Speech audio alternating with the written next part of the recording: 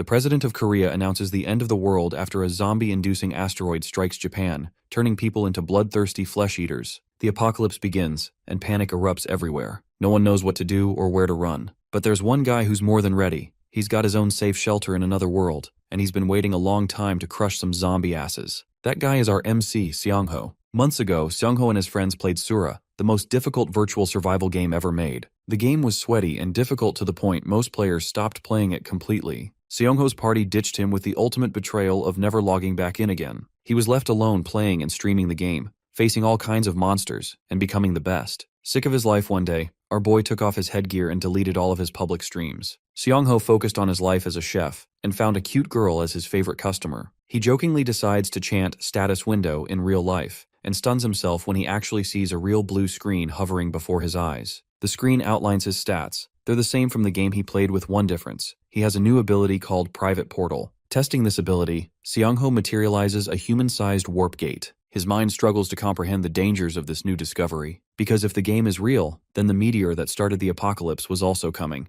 On the web, Seongho frantically stumbles across one such article about the steroid's incoming fall. He refuses to accept that the events of the game are occurring in real life. Our boy stares at the portal before his eyes. First, he received confirmation of the asteroid, and now this portal gate, confirming that something is wrong. Hesitating, he wonders if he should really enter this thing at all. With no powers, no bitches, no plans and money, he contemplates stepping foot inside. In the end, Bro reflects on a few things and grabs the nearest ladle he could find. There, he sticks the ladle inside the portal to get a good feel of what was at the bottom of the other side. After scooping some dirt, he realizes that the other side isn't taking place inside a labyrinth stage of the game. That's a good thing, but he's also starting to wonder if this portal will teleport him to a different location on Earth. Having packed his bags to prepare for the trip, he encourages himself to finally go inside. In the next scene, Bro's past the portal and discovers the beauty of the other side. It's a scenery without anything urban in sight. The first thing this guy notices is just how cold the weather is compared to the usual. With no signal on his phone, this dude analyzes that he's stuck in some kind of remote area that won't be reached by anyone easily. Long story short, Bro's fucked if he's stuck here. Taking out a Sharpie, he marks one of the trees with a number 0. This is actually a smart move on his part, to make sure that he doesn't get too lost in his exploration process. He starts walking and walking, but the walk takes a toll on him. The forest appears endless with nothing in sight. Right when this guy was begging for things to get interesting, a creature glared at him nearby. Instantly, this thing pounced like a predator and scared the crap out of our boy.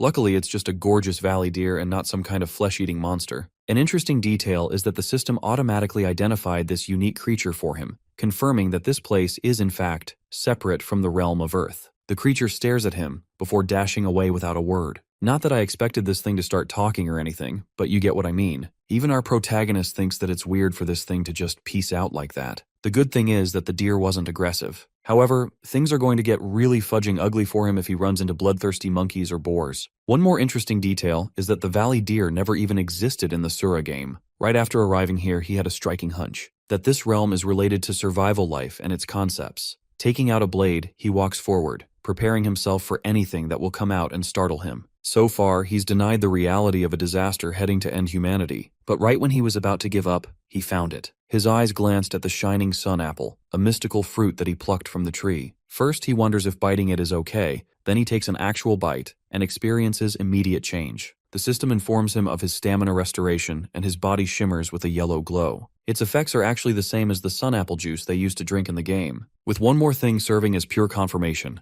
our boy is now convinced that something terrible is soon about to happen. Bro was also shitting next to goblin poop, which means he has to be careful. Seongho takes a worrisome sigh, trying to strengthen his morale. But despite his beliefs, he now knows that the end of the world is soon to come. After experiencing the portal gate's effects, he exited it and went back to his original world. Here, Seongho began brainstorming solutions. He wanted to be ready for the apocalypse to come. So the first thing he did was review all of the footage of the game and stored it in a personal hard drive. Conveniently, he actually streamed the game every time he played it, so he could easily save that data, though he never even expected to use it like this one day. News of the asteroid's fall reached him. The Japanese destruction would begin in 32 days alongside the start of the apocalypse. Until then, he decided to prepare because the game was unfortunately full of the worst mechanics ever. The craziest and problematic of them all was something called Iron Death Disease. This little phenomenon resulted in the corrosion and destruction of every piece of metal on Earth. Buildings ravaged to dust, and it aided the zombie swarm hours after it happened. With the obliteration of metal in modern-day society, humanity returned to the Stone Age. The Iron Death Disease eventually subsided in the game, but the main problem was the fact that it literally lasts for an entire year. Even then, the incoming Iron Death Disease didn't mean much to our boy, who had a safe solution to access his private portal thanks to his newly acquired trait. Of course, Seong-ho has a very strong assumption that the disease will be incapable of passing through the portal. Wrapping up his analysis, he chalked up all of the money he saved to buy premium tier equipment. Bro was about to enter a Call of Duty zombie apocalypse lobby in real time, so he got all the gear and supplies for survival. Checking the forums at night, Seong-ho found himself disappointed by the few people who abused their awakened abilities for a life of crime and enjoyment. Morning came around. He bought more supplies to aid his eventual mission. On the way back, Bro even bought a hunting bow for surety. While doing all of this, he faced a realization. Seong-ho thought that maybe he was overthinking all of this. Maybe he was getting ahead of himself and acting hastily. Still, he thought he could earn all his savings back eventually, even if he was wrong. With his morning errands completed, he returned home and put up a closing sign on his shop. Seong-ho was in the middle of his thoughts when he suddenly heard someone's voice. Temu Cha-hein from Solo Leveling worriedly asks about the closed shop. He tells her that it's just for some remodeling work, which makes her wonder if he scored it big time and earned a lot of money. Seong-ho quickly exits the conversation by stating that he's got some work to do, but suddenly she stops him and tries to ask a question. The girl ends up flustered and doesn't actually state her request, turning back to leave. Seong-ho is curious about her question, and though he could have easily pushed her for an answer, he went back to his business. Inside, he vowed to take things seriously and work on stuff that actually mattered. Bro really said, "I'm gonna ignore baddies and lock in for real." He commands open the portal, reflecting on his actual game style. One could call him a playmaker or a planner, a guy who loves using strategies to overcome each stage. He wasn't exactly a powerful combatant and mostly relied on his brains. The reason is actually simple. In Asura, there's a complicated way of earning stats. You don't just acquire them after level ups. You only acquire them after hunting and exploring. Right now, our boy is in the other realm trying to hone his skills with the bow. Clearly with no practice and teaching before, Bro uses YouTube tutorials to teach himself. Seong-ho postures himself correctly and takes aim to shoot. A side of him from the game is reflected in his experience until he eventually lets go of the shot. The arrow flings its way to the board, hitting the target. Bro is actually stunned by his talent to the point he thinks he's the chosen one. However, with how sore his hand is, Seong-ho realizes that his real drawback is his strength. That's why he wants to focus on working out and boosting his physical endurance. With basic preparations wrapped up, he would now move to the next step. Immediately, he needed to take care of two things. The first was to outline a way to hunt down monsters properly. The second was to build a home base where he could store supplies without worry. However, at the moment, he had no weapons and absolutely no supplies because they were in the process of delivery. Until then, he hunted golden apples and went crazy with his luck running into them. Having marked a few spots, he taught himself to prepare for the apocalypse to come. His early preparation is the same reason he survived in Asura for as long as he did. Looking around, Seong-ho runs into Goblin Waste. He'd been meaning to find it, merely for a simple goal. The thing about goblins is that they love acting in groups. The fact that only one piece of shit was on the ground, and I mean that literally, tells him that there's one around here. Poop Inspector Pro Max interacts with the waste and judges that the goblin must be an outcast. Seong-ho knows this guy will be his golden ticket. He's got to hunt him down as best he can.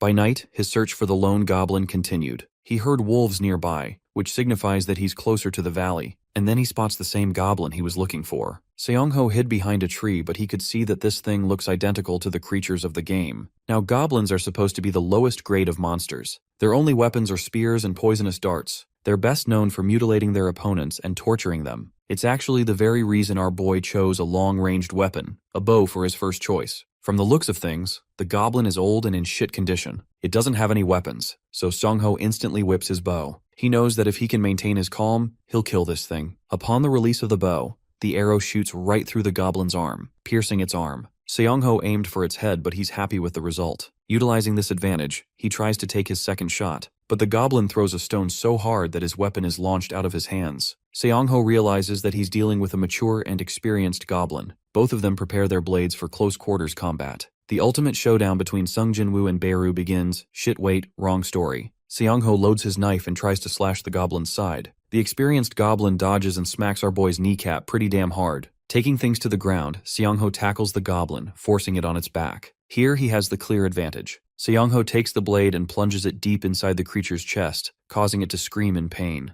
Eventually, the light from its eyes fades. The first kill has been successful, and Seong-ho acquires 2 points because of it. He can't even believe that he managed to do what he did. Scanning his environment, he finds guaca powder and vegetable oil nearby. In the game, combining these results in an ointment. But first, he needed to dig up fast. It's far too dangerous to let this goblin rot outside, because the group could find it and hunt Seong-ho because of it. Leaving it to rot isn't a good idea either, because it will turn into something called a bone creeper. Seong-ho finds a pair of red trouts nearby. Seong-ho's heart trembles as he realizes he's fucked. The moment he averts his gaze, Bro discovers the creepiest owl monster staring down at him. Before this segment, we go back to Seong-ho's runs in the game when he was a player. During his streams, he compiled a bunch of material insight for the game. Some of his chat members donated money just for him to dive right into the goods. Seong-ho got into the bottom of it and described his experience with goblins and kobolds last time. Avoiding Bone Creeper is essential as well, but the forest houses 2 of the most dangerous creatures in the game. These are werewolves and owlbears. Owlbears are territorial creatures, which means their existence creates harmony in the monster ecosystem. Remembering the era of streaming, Seong-ho found warmth in his heart. There was this one guy, Bulsungman, who was always happy for him. The others were chill and a bit weird, like Barking Dog Dude who just couldn't stop typing woof in chat for some reason. Strangely enough, Seong-ho wonders why he's facing such happy memories. Is it because he's staring down the incarnation of literal horror before him? A creature that was going to end his life. Seong-ho refuses to accept reality. It's as if those memories are telling him to concentrate. He uses every moment at his disposal to think of a plan. He already knows that the owlbears are damn near vicious and tear apart anything in front of them. The fact that the creature is standing still without doing anything implies that it isn't as hungry. But the more important thing getting on his nerves right now is that they've invaded the territory of the red trout. With all of these important factors considered, Seong-ho realizes that there's possibly only one way for him to escape this nightmarish situation. Turning his feet, he reminds himself that he's still the Kimbap Joa in his head, even if his body is the lowly physique of Kang Seong-ho. Gritting his teeth, he challenges the monster to face him, a final declaration of his will to survive. The creature eyes him down, initiating its terrorizing first attack. The owlbear is especially great at hunting at night,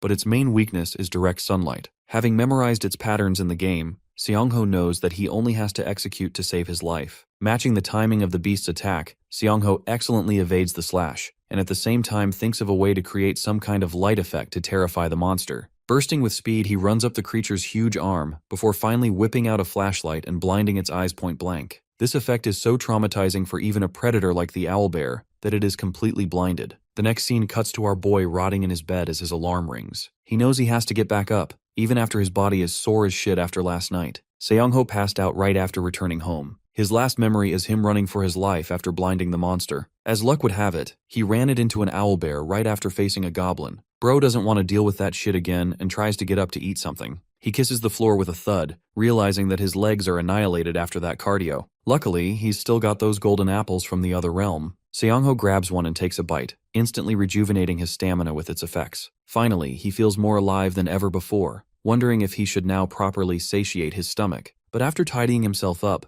Bro ends up running into Temu Cha Hein again. She's come here to eat in a different restaurant and coincidentally ran into him. Seong-ho wasn't looking for company, but she sat here because she likes having a meal buddy. Mik-young hurriedly asks him if he tried opening the status window. Her enthusiastic attitude makes Seong-ho realize that this must be the topic she wanted to discuss last time, but stopped herself from. Mik-young shows him the news and assures him that it's real. Some awakened players are actually using their powers to steal money from others. Seong-ho is a little startled by her confidence to ask something like that directly. He answers her by lying and saying that nothing showed up. The thing is, Seong-ho feels like he's doing the right favor by keeping others blind about his status. First of all, his trait is strategic and not combat-focused. It's something he can utilize to the best of his advantage, instead of sharing with others. Right now, not even his personal safety is guaranteed. If he ends up revealing his hand to the lady in the red dress, which in this case is her, then things could really end up badly for him. It's a smart play. However, the dude is intrigued how Mik-young is taking so much interest in asking about awakening.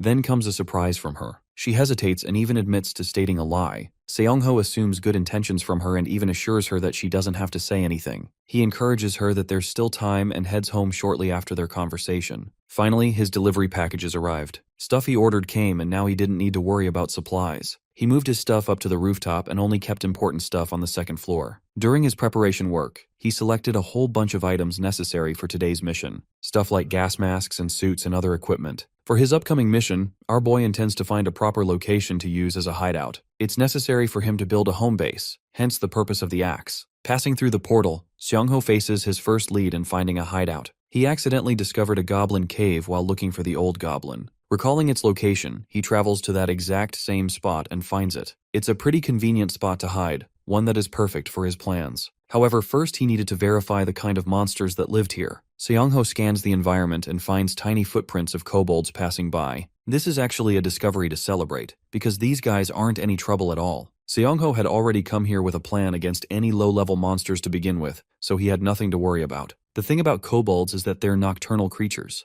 They're currently sleeping, so our boy's plan is to suffocate them inside. First, he gathers a bunch of firewood by cutting some branches. Afterwards, he places the collected group at the entrance. The next idea is to spill gasoline all over it. Seongho thought he was going to clear this mission with no trouble because all he had to do now was light up a fire. But then he shockingly heard their noise. They came out of their slumber and immediately locked eyes with their next meal. Seongho gently greets them, before whipping his axe and lunging forth into action. In a simple swing, he slashes both monsters around their necks, killing them immediately. The reason they went down so easily is because of the drowsiness from earlier. Thanks to these consecutive kills, the system awards him with an increase in level and 4 points. Next, Seongho tosses the lighter in the firewood. Shortly after, the fumes start to go inside. In the Asura game, low-level monsters had one glaring weakness. They were vulnerable to new things, and this was one of them. Our boy waited with a gas mask outside. Though he could have tried to burn them directly, this method was even more effective with the cleanup process. The slumbering kobolds frantically woke up and ran outside to save themselves. Seongho intentionally chose this strategy to weaken their bodies and create confusion among their escape.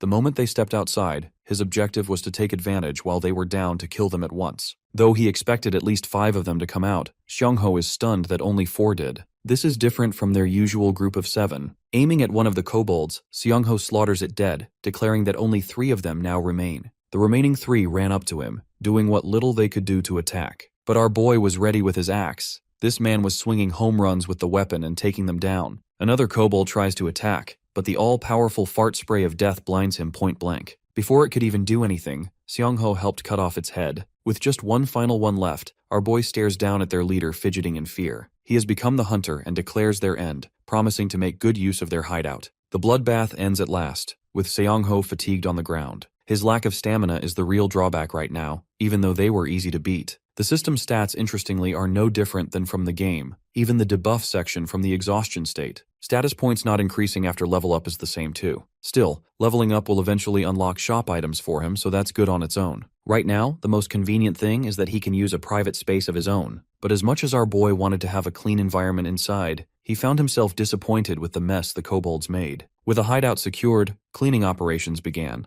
This dude had to clear so much of goblin shit that he got tired of it. Cleaning up so much felt like a pain in the ass, especially after having cleared a proper fight. Seongho cursed at the shitty creatures for living in garbage. Still, he had nothing to worry about anymore with a new home base. Seongho returns to his side of the world every time he needs to take out the trash. That was a benefit, but still it took him so much time to clean up. The one thing that surprises him the most is discovering how easy it is to use items between dimensions. So he used a pipe from one side and activated it on the other, even astonishing himself with how well it works. Hours of effort aside, the place is now glittering with cleanliness. Next, he needs to clear bloodstains and work on pouring concrete, so storing stuff is easier. He thinks about the complications of mortar and using sandwich panels. But the one good thing about this shitty cave is that it is full of luminous and ignition stones. These are newbie stones in the game, but the place is full of them, so that's good. Seongho now has a reason to mine this place properly after construction. The following day, bro is at the edge of his life. He's working so hard every day that his body is aching all over. Checking his arm, he surprises himself with the few cuts he endured. His collected items from the other realm rest on the table side. Seongho wonders if he should make an ointment using this as an opportunity. The method's pretty simple. In goes the guaca powder and vegetable with equal ratio, then some stirring, and there we have it.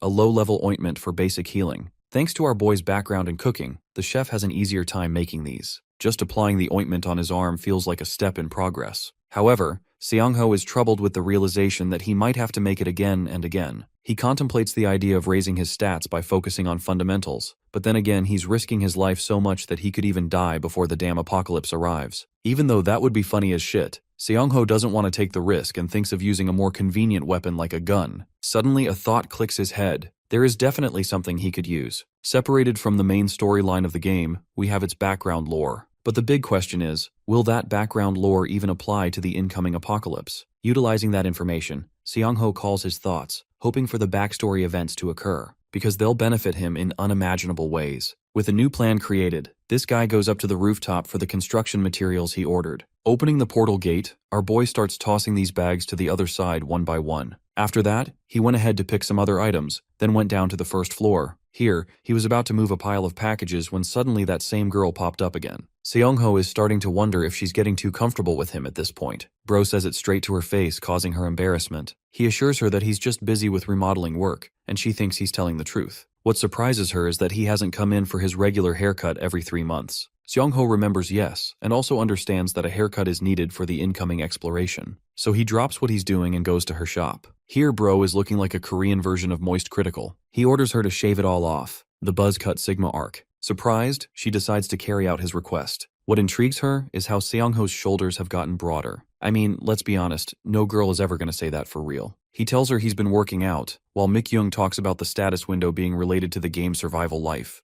Awakeners are people who have played the game at least once. All this time, Seong-ho plays dumb and agrees with everything, but he also curiously asks about her source of information. Suddenly, one tatted dude enters the shop, revealing that he's here for the new intel. Hilariously, this guy happens to have fought Seong-ho in the past, but only in a singing competition. Our boy is pissed that this clown happens to be her source of information. The blonde hair tells her that a certain someone deleted the streams and only keeps information for himself. It's an awkward moment because this guy even announces that he's trying to dox the player's real location. Seong-ho is really curious about this mystery person. In-hack name drops Kimbap Joa, which was Seong-ho's username. This complicates things already, because now our boy knows that people are genuinely out there hunting him down. In-han forces the young lady to be bold and to join their team. Seong-ho thinks the whole situation is stupid. The only reason he deleted the video is simply because he was disappointed. He never had any time to think about personal benefits. Anyway, this punk is a know-it-all wannabe who talks big game. He even curses at Seong-ho for ditching everyone without publicly posting information of his streams, not knowing that the very same guy he's currently hunting is sitting in front of him. Seong-ho wonders if the community's reaction is the same as well. This makes him wonder if he should really change course and share information. Bro personally gets up to personally confront In-hak, scolding him for ruining his haircut in the middle of a session. In-hak tries to play Mr. Tough Guy with our boy, but Seong-ho glares at the midget with murderous eyes, ordering him to get lost quickly unless he wants to be humiliated again. Intimidated, the punk exits the shop as the lady bids him farewell. Mik-young feels relieved. Seeing her in distress, our boy asks for her number, only because he thinks this guy is genuinely a clown who could threaten her life. Back at home, our boy is looking like a model with his new look. First, he focused on his username and decided to look up information in the forum. What he found was alarming. The whole forum was flooded with curses and swears directed at him. He was receiving endless hate until he actually ended up finding the username of In-hak. The clown even used a nickname despite having full verification accessible on the website. His entire page was flooded with negative commentary about our boy. A true hater and redditor in spirit, body, and soul, Seong-ho switches off his computer, knowing that it's the only appropriate reaction. He wasn't mentally affected, just disappointed.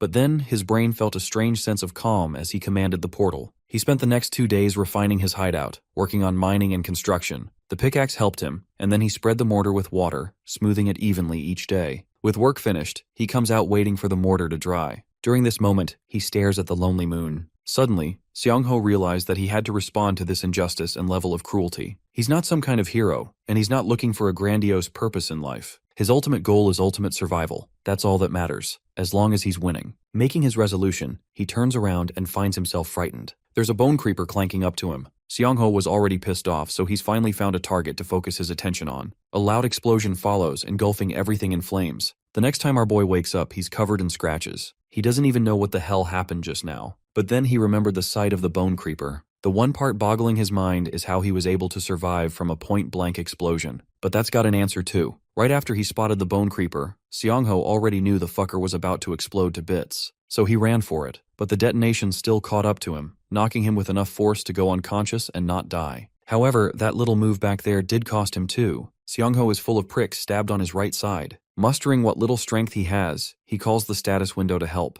The system stats have taken a decrease because of his current state, but thanks to the creature's destruction, he gets points for its defeat. A ringing headache is starting to take over, burdening Seong-ho's senses. Expending his final ounce of energy, he commands open the portal. In the next scene, the first thing he did was treat his wounds. This involves removing the bone fragments from the creature. Those were painful to remove, and it hurt him like hell removing them. The ointment worked out its wonders, helping him stop the bleeding. Checking his condition after bandaging it further, Seong-ho resultantly ended up unconscious. That was his limit for the day. The following morning, dawn breaks and our boy is back up. He thinks he's at the verge of dying any day now. His immediate worry is to check if his wounds are healed, so he pops open the status window. The system seems to be saying he's fine, so that's good. He gets up and ponders the question of how a damn bonehead even found him in the first place. First of all, the forest is seriously vast, so it's not unlikely for creatures to come out of hiding like that suddenly. This alarms him to focus more on honing his perception stat, which would boost his detection abilities. The only ways to increase such stats in the game is by using stat points, of course. These are acquired via hunting or exploration experience. One other way to boost stats is to use equipment or weapons that boost the user. The only problem? Asura fucking sucks as a game and its difficulty is off the charts.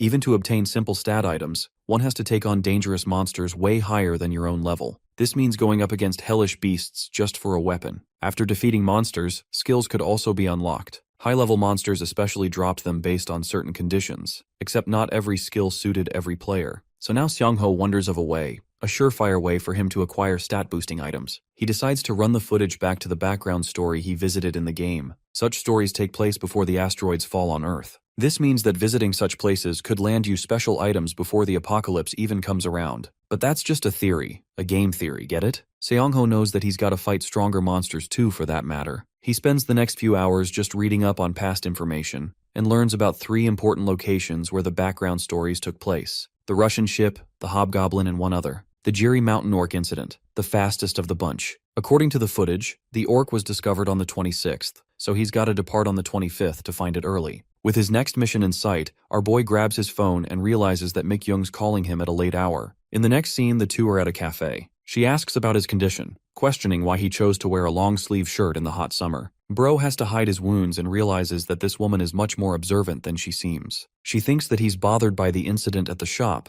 but Seong-ho denies anything like that. She's happy to hear, expressing how scared she felt. Seong-ho reminds her of just last winter where this guy caused trouble by using an illegally modified tow truck. Then he began fighting weak people. Long story short, he's a shitty human. Mikyung is stunned to hear this news, having no intel on this guy previously, but our boy begs her to stay away from him. Seong-ho then directly asks the reason she invited him out. The cute young lady crops up in his ear and reveals that she is actually awakened. Seong-ho has no idea why she even revealed such sensitive information. Playing along naturally, he acts jealous that he didn't get the same luck. She feels bad for lying to him, but he assures her that it's okay. Concluding their meeting, he gets up to leave. Seong-ho is happy to be entrusted with that information, and admits that he feels better because of her words. Before leaving, he leaves a little clue by stating his interest in the survival life game, having full intention of studying the game now. Coming back home, Seong-ho admits that he genuinely feels happy finding people like her with good character. He checks the stores and actually ends up purchasing cool-ass drones and even a rental car for navigation.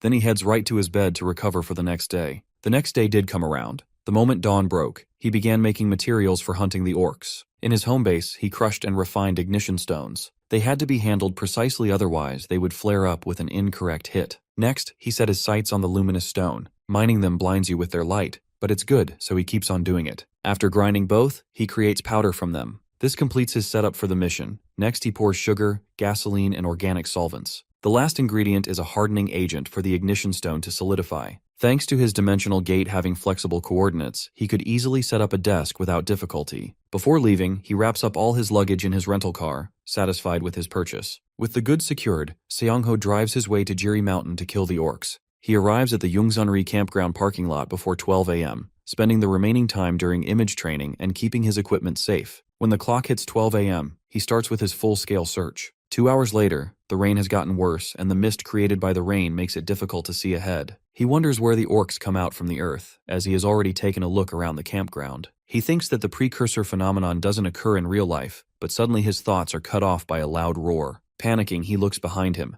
where the sound came from. It is a dark, shadowy figure approaching him. Our boy realizes it's an orc, and not an ordinary one. It's a red orc subspecies, which means a skill drop is guaranteed. Kang Seong-ho tries to calm himself down while firing a cracker. If everything goes according to his planning, he can definitely capture it. The method he came up to deal with orcs is simple. The first step is to use the orc's aggression to draw its aggro. When the orc is distracted by the flare of the firecracker and begins to attack it with its axe, that is the moment to seize the opportunity. Aim at the orc and instantly open the portal, and instantly grab and open a flashbang. Due to the intense light, it will take around 20 seconds for the orc to bring back its vision. It creates a race with time. Then, destroy the orc's muscles, which have gotten loose due to the effect of the status, to completely make his movements drop drastically. The orc screams out of rage and uses its axe to attack on our hero to crush him. But swiftly, our guy bends down when the axe is about to hit him, dodging the attack. Then, he takes his knife and stabs the foot of the orc. The moment the orc's foot is stabbed, it yells in pain and drops to its knees. When the eye level of the orc and our protagonist's is the same, he will shove down the already made flame can into its mouth. As soon as the can goes in the mouth of the orc, it explodes. Soon, our boy begins to celebrate his victory. Suddenly, the orc's fist lands a punch on our guy, sending him flying back. He gets up, knowing he shouldn't have let his guard down already. He looks at the orc stepping his way with his upper body lit on fire, but it doesn't look like it would survive. Our boy is sure that he's about to meet his end by getting minced by the orc soon. Right then, his system notifies him that his level has risen to level 3, and he just got 10 more points, getting the skill Will to Survive. He gets up, saying to himself he's unable to handle this, wondering where the drop item is while some light shines on his wrist. He looks at his wrist, and the drop item he gets is a watch perception. He sighs in relief because it would have been such a hassle to find the drop item in the rain. He steps near the dead orc, his head fuming, wondering what to do with it. He thinks to himself that the Jirison orc incident was under an embargo. He then wonders if it's the right thing to do by realizing the information, because the situation can get bad. Thinking about what Mi Kyung said to him about the Awakened are the people who have played that game at least once, which just means one thing: there must be several thousand people who have awakened. Even if a small minority of them are guys like O and Hawk, they will cause the collapse of the system and laws for personal gain and cause chaos to erupt. Right now the biggest problem is, he can't leave the dead orc by itself, or else it will become a bone creeper and begin to harm people by tomorrow. Suddenly a thought crosses his mind. Why didn't he think that he could become a zombie? Even if he's awakened, he could still potentially become a zombie if he got infected by the spores. He can't think of the right thing to do, being unable to make a decision. He opens the portal while he thinks about the few people who will have survived.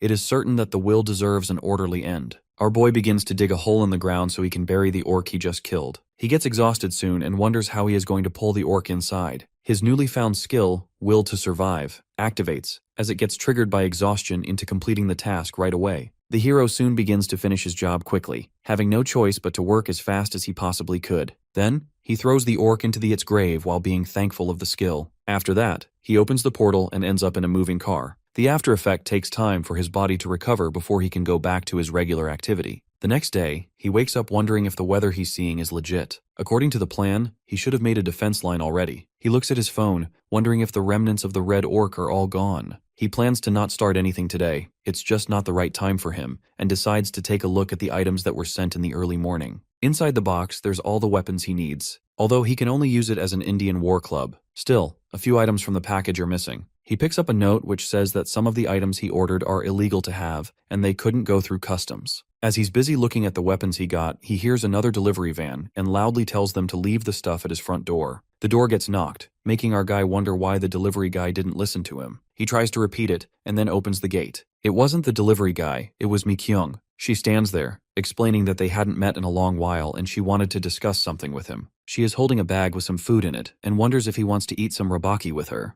Now there are just 24 days left until the apocalypse arrives. Our boy is unable to believe that Mi Kyung has finally visited his house. He's clearly getting nervous and can't stop blushing. After she serves the food, she tells him to eat before the food gets cold, and he listens to her. They are soon done eating, and he asks what she wanted to talk about. She cuts straight to the topic, as he mentioned earlier that he was looking into Sura, so she could discuss some important information over it. Well, that's not what our boy thought that she was coming to discuss. He thought maybe she wanted to date him, but he assures himself that talking about the apocalyptic things with her would be the best option right now, because he needs to have good company around him in a tough time. She quickly begins to take out the trash while our boy prepares for some more things. He got his computer out. He even revealed to her that he has awakened, because finding it out some other way wouldn't be too great. He takes a start with explaining in detail the metal death plague, and roaming around with a group which has more than 6 people makes the group an easy target for the zombies. Catching the perception of it is important for survival, making it the most important skill among the rest of it. The goal of the game is to survive. As he's about to explain further, she stops him. She discusses what Owen Hawk said.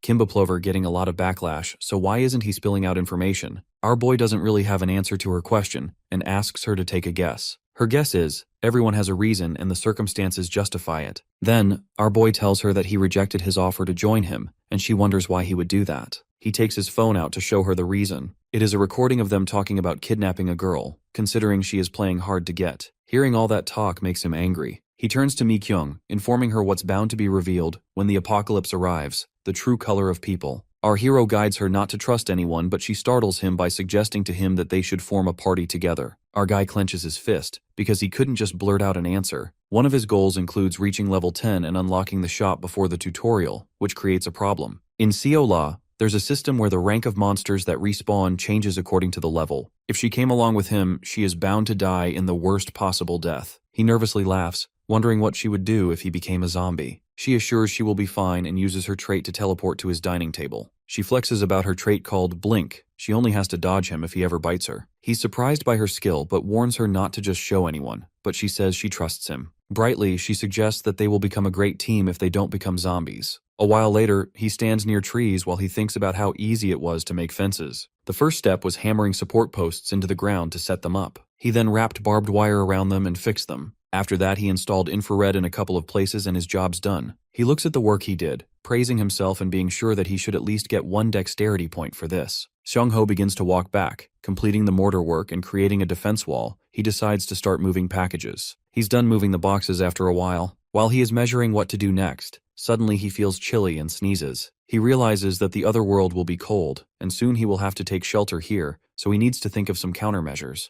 Our hero looks at the cave entrance and decides to build a gate there since just a curtain won't suffice. With every step, his list of things to do keeps going longer. He later stops by a woodworking shop for production and buying different things. On his way back, he checked the places he will rob during the 5 hours before the metal death plague spreads. As he's making the list, he gets stopped by Hyung Jun-hyung, who he hasn't met in a long time. He is a gym director and a divorcee, and has a small young daughter. Our boy reads his expressions and they don't look too good. Hyung doesn't care much but starts taking a look at his body, which has been looking like it's getting back in shape. Then, our boy asks him what's up with him, to which he replies how obvious it is. He's upset because the world is going to end. The protagonist is surprised that he knows about it too, and Hyung wonders if our protagonist believes in it. At first, Hyung didn't believe it until his friend began to levitate, using the superpower he was granted. The protagonist lies that he hasn't awakened, and the gym guy sighs sadly that he hasn't awakened too. Now, his friend is going to the broadcasting station to make some money. The gym guy points at our boy to sit beside him, and our guy realizes that soon everyone will find out about the existence of the awakened. Hyung changes the topic to something bizarre that happened,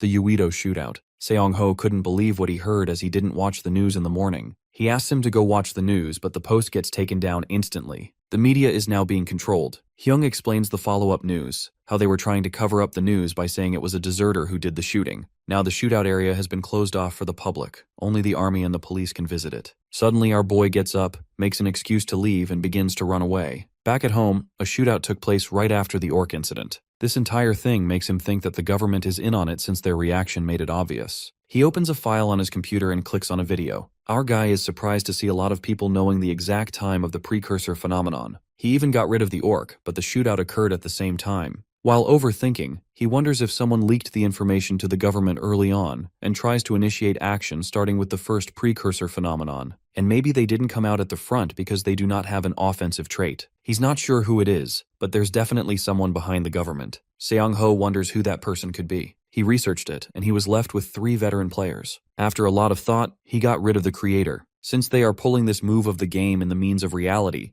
the creators of the game are likely to be villains. If the villains were backed by the government, they would never let him kill the orc. He sketches out 3 faces which are the biggest suspects. He wonders if it is the survivor number 1. And if his theory is legit, he doesn't have to share this information with the government by himself. Our guy stretches back on his chair, wondering if survivor number 1 is the guy he really knew. He misses his veteran friends and decides to trust them for now. Other than that, sharing info would still not stop the catastrophe that is coming ahead, so he will not step in yet. 2 days later, he gets his door made and his pantry is ready. The first shelter is done. He decides to install 2 logistic trays and then drill through the wall, but there is way less space than he imagined. The basement waterproofing has been done, and he has been working on it bit by bit. He walks away thinking that he will figure it out when it's done healing in Phase 2. There is an important task that he needs to do, making maps with his drone. As he was doing that, with his VR set on and the drone in the air, he saw the shelter in the midpoint and started exploring around. By the drone, he was able to learn about the snowfields in the northwest and an ocean to the south. The ocean had no monsters and a lot of prey, so he decides to set up some traps to catch fish. He examined the valley to study the ecosystem around the shelter. Suddenly, he sees the spot where he buried the owlbear, but the corpse is missing. He wonders if the big furball ate it. He doesn't form a judgment because there are many footsteps near it, most of them being orc footsteps, which makes it even more suspicious. He measures a distance between the valley and the shelter, which is roughly 1.5 kilometers,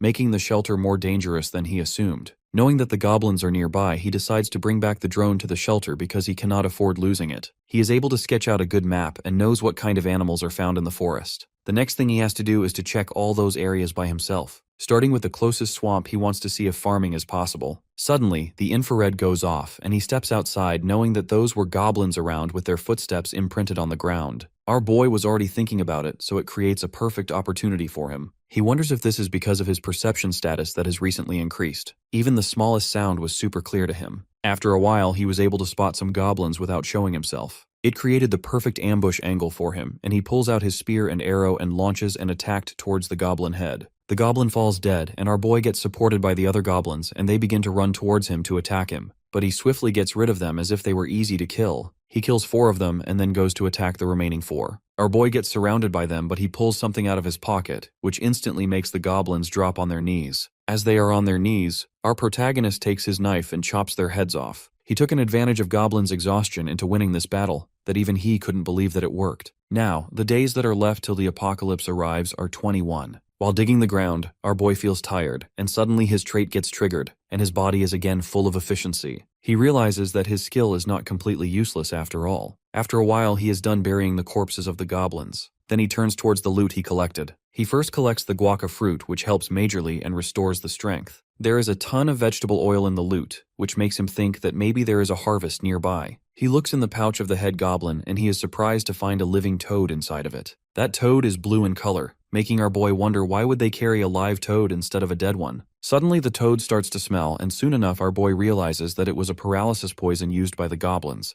Instantly, our boy decides that he has to raise this toad no matter what. Not only does he find the toad super cute, but being able to extract poison, he will be able to create a poison resistance by injecting it into his body. With the paralysis poison, hunting will become easier too. Then our boy decides a name for the toad, Jodok, aiming to feed Jodok a lot. His system begins to notify him about the toad now being his property. He wonders if this is like a hidden gimmick added in reality. He begins to overthink and overanalyze the situation. After that, our boy starts exploring and opens the dimensional gate. With that gate, he keeps going back and forth and finally completes his reorganization. After that, he immediately begins to search the surroundings and then finds a spring which he accidentally missed in the drone. He looks at the water and realizes that it is ordinary water and nothing too dangerous about it. He is surprised to find a hideout near his shelter, and right behind the spring he finds a guaca tree and vegetable oil buds. Our boy picked the guaca fruits and harvested a proper amount of vegetable oil buds. After that, he left marks on trees everywhere he went, so he wouldn't forget the way to this place and began to head back. At his apartment, he feeds his new pet, Jodok. He's raising his pet on the second-floor apartment for the time being. He couldn't leave Jodok in the hideout because it would die. Other than taking care of his pet, there were more things to do. The longest thing that took was making the ointment and accidentally made too much of it. He doesn't know what to do. He can't give it to Mi-kyung because she is a fellow awakener too, so he decides to give it to Hyung. At Hyung's place, he drinks the protein drink and our boy gave him the ointment, making him wonder what that is. Our guy explains that he bought too much of it, and it's supposed to be good for wounds. Hyung jokingly asks if he's getting into marketing, and our hero denies. Still, Hyung is grateful to him for the ointment and for sending him Sura-related information. But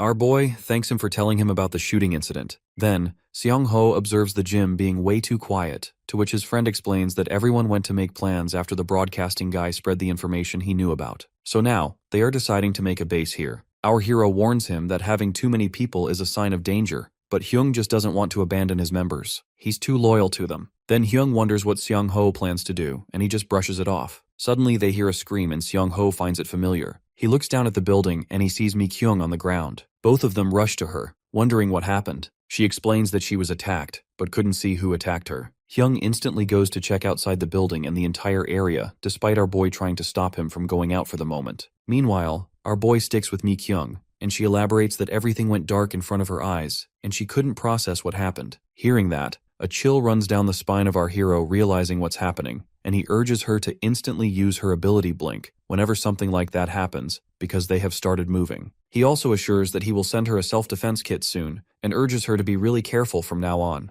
Only 20 days left until the apocalypse approaches. There is a famous meme from the past. If 5 people gather, one of them is bound to be useless. Trollers exist everywhere in the world, especially in Sura. In Sura, there exist patches for interference. The developers answer the reports but do not catch the trollers. In Sura, trollers join a team, acting like normal players, but afterward lure the party into an area filled with monsters, making the entire team wipe out. They approach beginners with kindness, only to kill them later and steal their belongings. Trollers have done all kinds of things to make parties fight each other. They made the game, which was already not famous, fall in just 1 year. Some users dropped to 4 because Seong-ho's team took care of the remaining trollers. Our boy wonders why he is explaining all this, then summarizes everything he has found so far. The Awakener communities combined after the Uedo shootout. They are not only giving information, but also plotting schemes. He pauses mid-sentence, as he finds out people are selling his videos as well. As our protagonist surfs more on the site, he learns that his teammate Dawajusem was a troller. He gets stunned to see the thumbnail of Dawajusem's video, stating about being carried by Kimbap Jiao. Now Seong-ho wonders if that troller is trying to lure people with some edited video. Surprisingly, he claps for Dawajusem as Dawajusem is praised for his thinking. He stretches as he decides to train more in order to tackle those kinds of people. For the next 13 days, whenever he got time, our hero constantly learned weapon usage and techniques that can be used in real combat from a survival MeTube channel online. On the other hand, in that time period, he saw attacking monsters, including hideouts. Plus, there are a number of strategies and weapons that did not consider the wire disease. Therefore, after training in those 13 days, Seong-ho is finally looking forward to choosing a main weapon,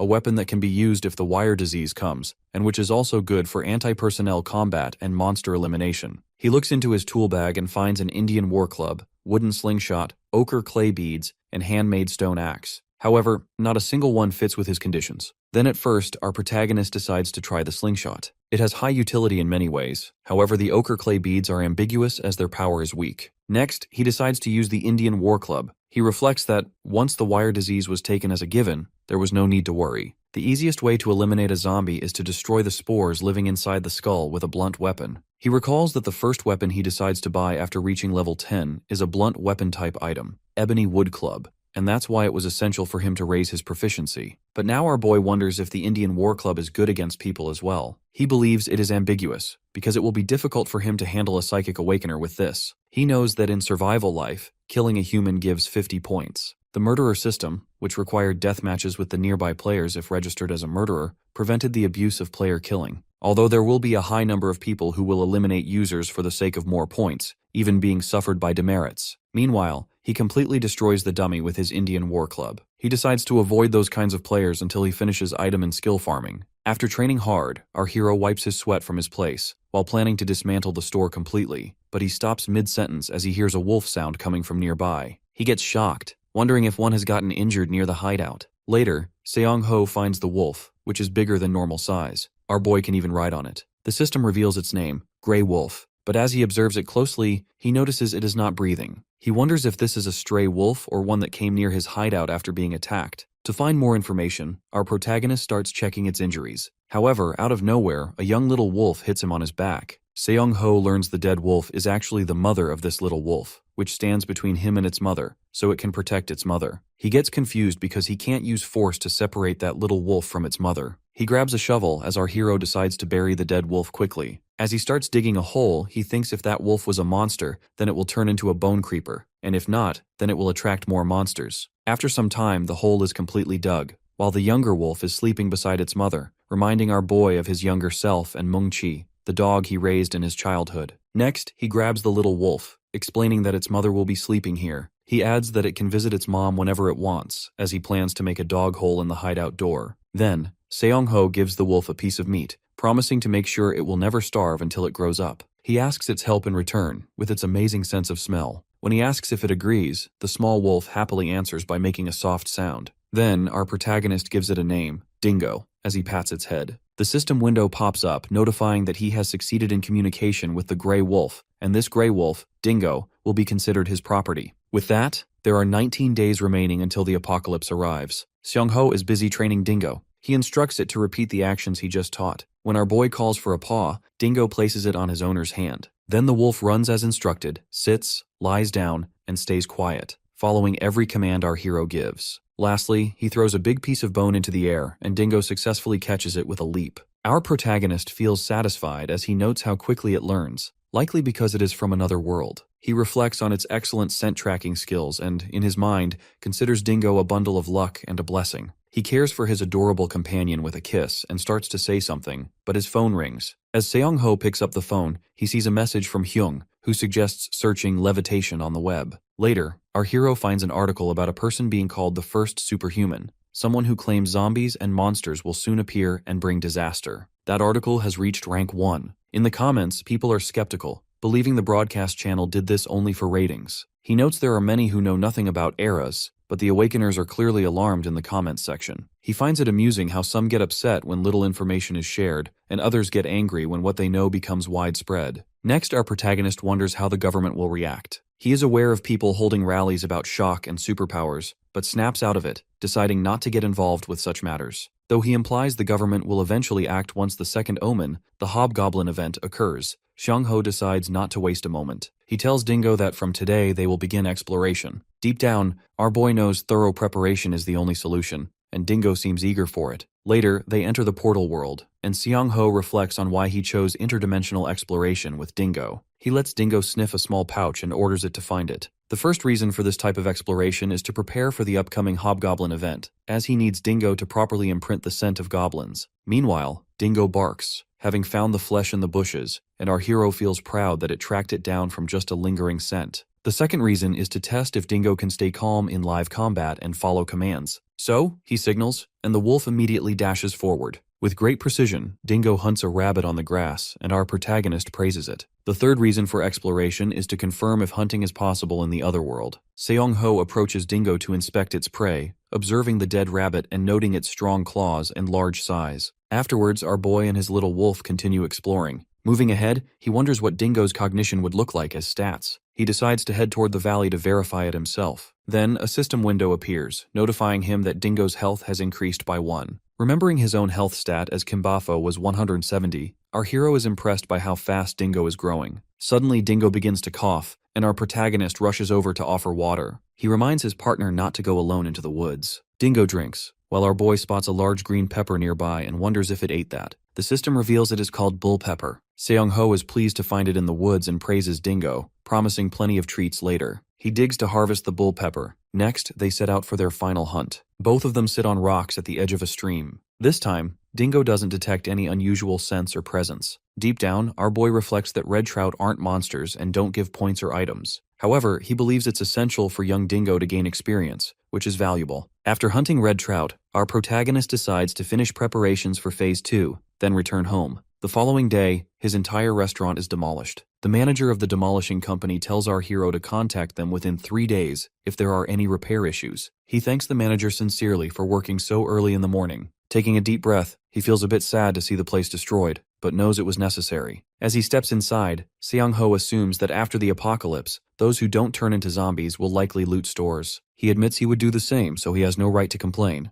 As he starts cleaning up, Hyung appears behind him, observing the empty room. Hyung mentions he's also left only the bare minimum equipment. When our boy wonders aloud why Hyung is there, Hyung snaps his fingers against Seong-ho's forehead, angry that our hero left the previous day without a word. Now, Hyung says, he came just to check if Seong-ho is even alive. Meanwhile, Dingo watches Hyung with cold eyes. Hyung wonders aloud if Seong-ho always had a dog, but he explains that one is long gone. He adds that this is his new pet, and Hyung calls the wolf adorable. Then, Seong-ho asks again why he is here, and Hyung repeats that he only came to check on him. Our hero doesn't believe that, so Hyung shares another reason for his visit. He admits he was worried, but also reveals that he's found the people behind the attack on Mi-kyung. With that, only 17 days remain until the apocalypse arrives. Sitting down with Hyung, Seong-ho learns that the party organized by Kim Cheol-jun, the man known for always wearing a hat, is actually targeting Mi-kyung. Hyung also mentions that the tow truck, which our boy dislikes, is involved with their party as well. He points toward the mountains in front of them and asks if the area near the base of the mountain is where redevelopment halted,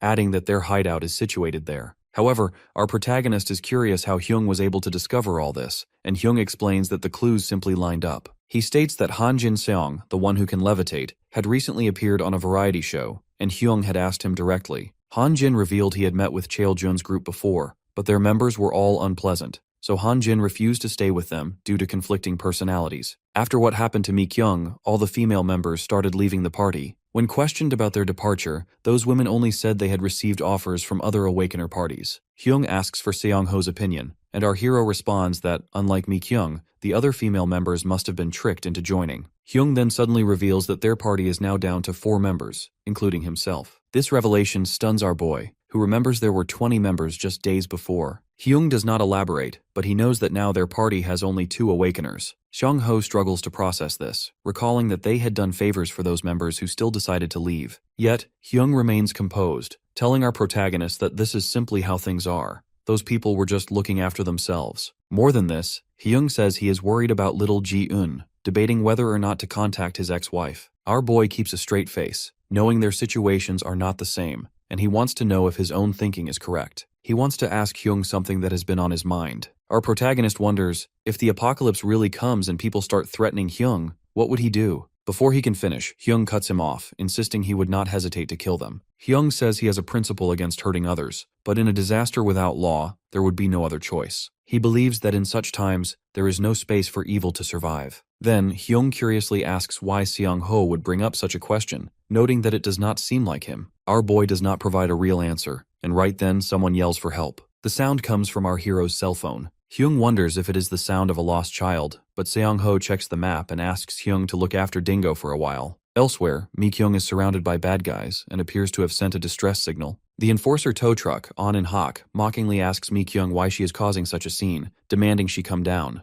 In response, Mi-kyung stands on the edge of a rooftop, shouting that she already refused, but they kept chasing her. She demands to know why they are doing this. On-in urges her to reconsider, but Kim Cheol and Ma Jong-in step forward, insisting on handling things their way, and pointing out that, since they are in a redevelopment area, nobody will come to Mi-kyung's rescue. Kim Cheol tells her not to waste her energy, and reminds her that they all have traits, then starts a countdown. Meanwhile, our boy is preparing his weapons, hiding in an alley. At the count of 2, he slings Kim Cheol, and on 3, Kim Cheol is struck. All the group members are confused, trying to figure out who is attacking them. Suddenly, our protagonist appears in a helmet and steps forward to strike On-in, debating whether or not to reveal his identity. Using the Indian War Club, Seong-ho hits On-in hard, then immediately goes for another member. This person emits black energy, making our hero suspect he has a vision-blocking trait, but Seong-ho is able to strike him anyway. Now, our hero is breathing heavily, and when he sees Mi-kyung, she warns him to watch out. He turns and sees Kim Cheol coming at him with a bat, which hits and damages his helmet. Seong-ho is shocked by the destructive force behind the attack. At the same time, Kim Cheol realizes who he is, but our boy is deep in thought, recognizing that Kim Cheol's offensive trait is extremely powerful, even at the early stages. Kim Cheol vows to cripple our protagonist, and his group members rise to back him up, determined to unleash their full strength despite being non-awakeners. On-in charges at our hero with electricity, mocking him as he approaches. Seong-ho is unsure what to do as his opponent shows off all his skills, and he wonders if he should use the dimensional gate. Just as On-in is about to strike, Dingo appears and bites On-in's arm. Hyung steps out from an alley, asking if this is really appropriate in broad daylight, and suggests the group should leave if they don't want trouble, stating he is calling 112. All the group members decide to retreat for now. Hyung comments that they look weak but still act arrogantly. Next, Mi-kyung comes down and immediately grabs our hero's head, checking if he is alright. She notes that his helmet is cracked, and Hyung offers our boy a piggyback. Seeing them both worried, Seong-ho's thoughts flash to his old comrades from the game. When Mi-kyung suggests a hospital visit, our protagonist turns away and insists he is fine. He then asks Hyung if they can bring Mi-kyung into their party. Hyung says it is not a problem as long as Mi-kyung has no objection, and she happily agrees. The hero leaves, saying he has some things to do, while Hyung and Mi-kyung are left wondering why he is acting so strangely. After returning home, our hero concentrates on controlling his emotions and planning for the second stage of his preparations. His abrupt departure was unavoidable, and seeing Hyung and Mi-kyung together made him feel like he could trust them with the secret of his abilities. But the decision was already made. To make the most of the dimensional gate, our boy must level up quickly and focus on gaining skills and farming. The phrase, "crush them with item power," echoes more strongly after fighting the mountain gang. He realizes that if he prepares for the apocalypse as planned, there will be a 3-level gap or more, causing monsters that respawn near him to be stronger and making it harder to team up with his 2 companions. He keeps working until he finishes installing a wood-burning stove in his hideout, knowing this will help him sleep well at night. Dingo enjoys the stove too, sleeping soundly next to it. Now, our protagonist has just a few more things to install when they arrive, and his initial hideout setup will be nearly complete. Determined, he decides to pull an all-nighter. With that, there are 16 days left until the apocalypse arrives. A news anchor updates viewers on the asteroid observed earlier. According to the report, the HSA has announced that Yunjambi has entered the midpoint of the solar system. HSA is closely monitoring its trajectory, but the meteorite was split by Jupiter's gravity. In response, the head of the Meteorite Observation Department, Thomas Chandler, informs the public that the two fragments, Yunjambi Alpha and Beta, have no chance of approaching Earth. However, Seong-ho remembers that on D5, just 5 days before the apocalypse, Yunjambi Beta was the first to fall. It landed near a Russian ship in the ocean, and the resulting tsunami swept the ship ashore at Gamchin Port, which is how zombies first appeared in Korea. The news anchor continues, reporting on the Uido shooting incident. President Jang Won-taek has not left his residence for a week, prompting opposition party leaders to issue a joint statement declaring their agreement to hold a hearing. Some people are now saying this is connected to the rumors about Awakeners and the impending disaster. Listening to this, our boy admits to himself that it really is the end of the world. He thinks it's a good thing that the media is finally showing interest in these matters, and concludes that it will be more difficult for Awakeners to commit crimes now. Next, he decides to check the community's reaction on his laptop. As our protagonist scrolls through the comment section, he sees that people have shared strong opinions about the situation. By coincidence, he spots a comment from My Dream and wonders if this person has been active all along. My Dream was a player known for being friendly to beginners, and Seong-ho's group had played with him a few times. My Dream's ambition was to build a bunker, and if our hero didn't have a portal, he might have been tempted to join. He decides not to enter any contract unless his veteran friends join My Dream, but he bookmarks My Dream's comment for later reference. After closing his laptop, our protagonist looks forward to building his second shelter. The next day, Seong-ho stands in front of his hideout and realizes it's possible to pull 2 all-nighters in a row. He feels exhausted, but seeing his completed exterior gives him energy. It's time to figure out how to use the electricity generated by solar panels. Simply put, there are several wiring steps to make the electricity compatible with his electronic devices. Luckily, when our boy puts his phone on charge, it works. He raises his arms in delight, announcing that he has now built the foundation for survival in this world. For the first time in a while, he feels a rush of dopamine. Yesterday, he also collected luminous and ignition stones, and after further digging, he found a mineral harder and sharper than obsidian, called emerus.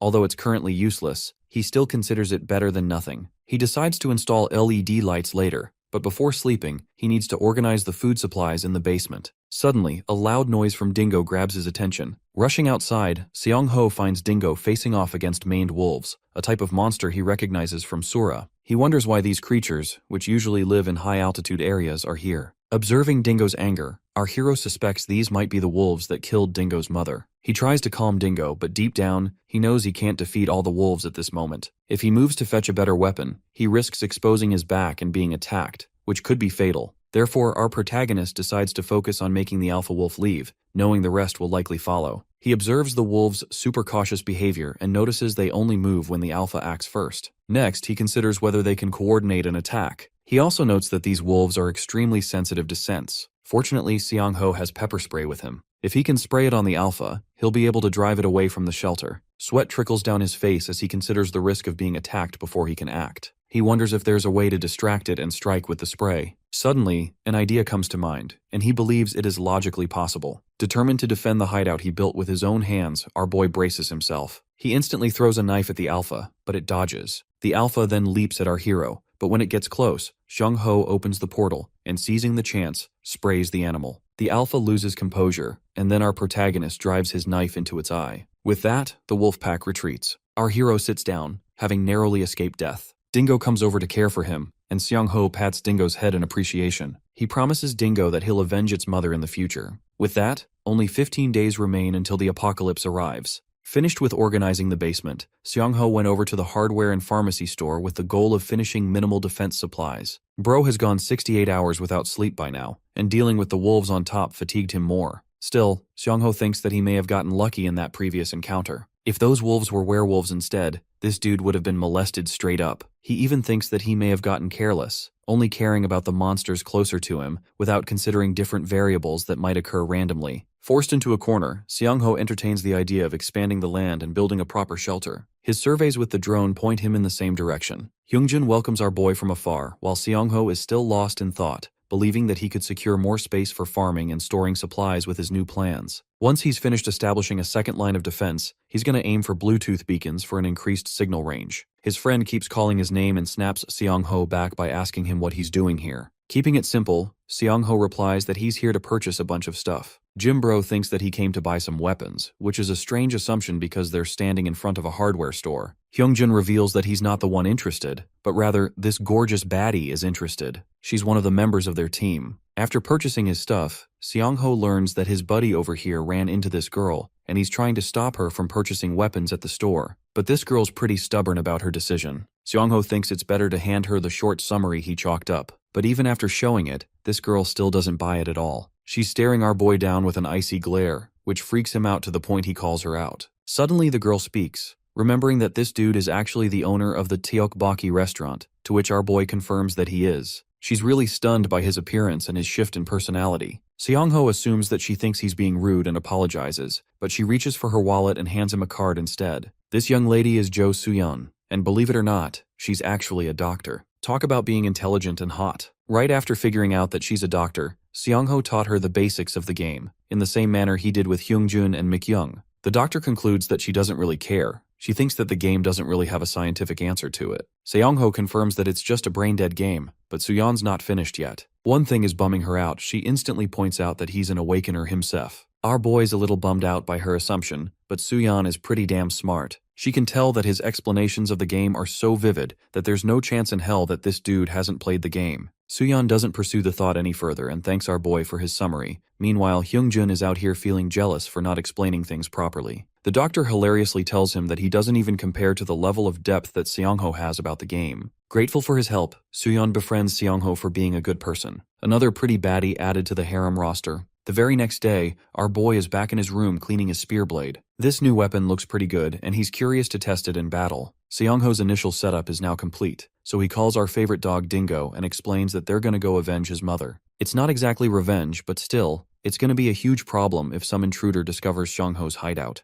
That's why they need to act quickly and take care of those dangerous people quickly. In the next scene, John Wick and his dog are ready to kill some bitches. On this mission, Dingo's got an important role to play. Currently, they're staring down a pack of wolves, but strangely, there are only 4 of them in sight. The really interesting part is the lack of an alpha wolf among them. Upon closer inspection, Seong-ho realizes what's really going on. An owlbear is ferociously tearing apart the wolves' flesh, having slaughtered a few of them together. Seong-ho thinks this guy is pretty convenient for cleaning up a bunch of them. The thing about the manned wolf pack is that, the moment it loses its alpha, the pack crumbles without a leader. Their senses are scattered and they become very confused, leading to a lack of coordination. This is the perfect moment for our boy to take each of them down one by one. Speaking of which, one wolf rushes towards him, but Seong-ho casually deploys his web trap and catches it with ease. The same ferocious wolf is reduced to a puppy, wailing in fear of being devoured. But these cheap tricks won't work on our boy, who instantly kills it with his spear. Now I kinda feel bad for the wolf, but we gotta secure the mission. With one wolf down, 3 points are gained. The remaining 3 wolves are drawn to Seong-ho's presence as he runs off. All 3 of them become hyper-aggressive and start chasing after them. 2 scatter from the side while one lunges from up top to secure the kill. But not to worry, bug spray to the rescue. Seong-ho downs one, but he's still being attacked by 2 others from each direction. First, he clocks his right, plunging the spear deep inside the wolf's belly. The other one tries to use this opportunity for some backshots. Except Dingo comes to our boy's rescue with a powerful tackle. With another wolf killed, he gets 3 more points. Seong-ho menacingly declares that he just needs to stab each of them until they're dead. Bro isn't in danger, he is the damn danger. With a bunch of wolves defeated, our boy reaches level 5 and gains additional effects to his special trait. Curious, he inspects his gate's properties. The new feature is that his gate is now invisible to everyone else. Then there's a projection effect allowing him to hear sounds from any projected location. To test it out, Seong-ho casts the gate immediately. This time, he can actually see through his house without having to travel to the other side. The transparency works too, so no one's going to be able to detect his ability anymore. Besides, Seong-ho was worried that he might have accidentally crossed into a dungeon without knowing about the threat level through his gate. But thanks to this projection effect, the risk is eliminated. The fact that this effect sprung up at level 5 also implies that more effects wait for him as he reaches higher levels. He never even assumed that these unimportant levels could hold rewards for him, but still, he's got a lot on his plate that he's got to do. Starting with burying the corpses of his victims, the wolf pack. 2 days after the subjugation of the wolves, our boy marked down and did a bunch of things. Firstly, he went to the other world and conducted another survey with his drone. Setting the radius around 1 kilometer, he was able to find a bunch of different but harmless animals. Even now, there wasn't any sighting of a goblin, or even a kobold. No monsters at all. Next, Seong-ho aimed to obtain information about the goblin nest 30 kilometers away. That kind of nest is supposedly large enough to have a bunch of hobgoblins too, which means defeating them will be really difficult. Now that he'd gained real confidence about their safety, Seong-ho felt that it was just the right time to start expanding. Bro became Chainsaw Man alongside his version of Pochita and mowed down the trees, clearing the area, flattening the ground, and transforming the same hideout into a proper shelter base. Dingo was the MVP. He helped create a large circle acting as a boundary. Seong-ho played it extra safe and even set up 2 whole layers of barbed wire fencing alongside a moat. Now he just needed to dig it 2 meters deeper for a combined effect with the wire. While he was doing all of this, he also watched TV thanks to his projected portal. The government freshly announced plans to carry out a proper investigation into awakeners. In the real world, Seong-ho actively bought materials from hardware stores. He visited multiple home renovation stores to obtain tool sets. Then on the way back to his place, he even spied on Cheolchen's hideout. If that wasn't enough, Seong-ho even went on a limb to rent a motorcycle and a mini excavator that he could eventually use with added training. The little blue toad continued to be an excellent support for him. Seong-ho routinely injected a small amount of poison to build up resistance, but eventually he had gathered enough of it to merge with a weapon of his choosing. In his room, he finds himself completely shocked. Survivor 1, a dude with literally 4,500 hours spent on the game, joined the mission. This made Seong-ho wonder about the Uedo shootout, alongside the government's shady control over the media, even the incidents of the president's behavior being cooped up in one place. All 3 of these events may look like coincidences on the surface, but our boy knows that it's much deeper than that. His initial theory has always been the same, that Survive 1 is collaborating with the president and his safety, but that's only because he thought this guy would know about the background story taking place. Survivor 1 is supposed to be an item collector, so this guy definitely would have asked for a huge shelter from the president in exchange for the information. He also picked his target of collaboration carefully, choosing the president to gain the highest leverage and authority. The situation is complicated. Seong-ho wonders if this is all just a huge bluff, but then again, my dream doesn't fit. His contemplation is starting to cause a headache, but Seong-ho has reached an answer. If both Survivor 1 and My Dream are collaborating, then our boy intends to change his personal strategy as well. In the next scene, we watch Mr. Four Eyes creating a new score and VR ID. He wonders if he's going to get a response back, because it could lead to a postponement of his plans. My Dream actually responds really damn fast, because some of these gamers are allergic to a job or social life, I guess. Even Bro thinks that this guy is unemployed, but he really wants to check if this guy is legit or not via the VR chat. The chat is initiated, with My Dream joining the White Room. Classroom of the Elite fans will get this reference. Both players confront each other. My Dream is particularly annoyed with this dude's unknown alias. Even when he agreed to come here, this guy is out here wearing a stupid duck face. The offended duck apologizes and doesn't care. My Dream takes it as a sign that he's dealing with a veteran who wants to hide his identity, but Duckface keeps him in the dark. My Dream tests him with 3 important questions. Only then will he acknowledge this stupid duck. The first question is regarding the maximum jump height of a werewolf, to which our boy fires back immediately with 3 meters. He even knows about an owlbear's weakness, which is basic as shit. Light is the answer. Finally, the evolution stages of zombies alongside their forms. Duckface responds that instead of having infection abilities, these zombies consume actual nutrients for their functioning. Accumulating the nutrients allows them to evolve into ghouls. Interestingly, some even become enhanced zombies before that stage. My Dream then pitches a 4th question, despite claiming that he was going to ask only 3. Our boy refuses to tell him the exact number of precursor events in the story. With this, the player laughs, admitting that Duckface really is a veteran.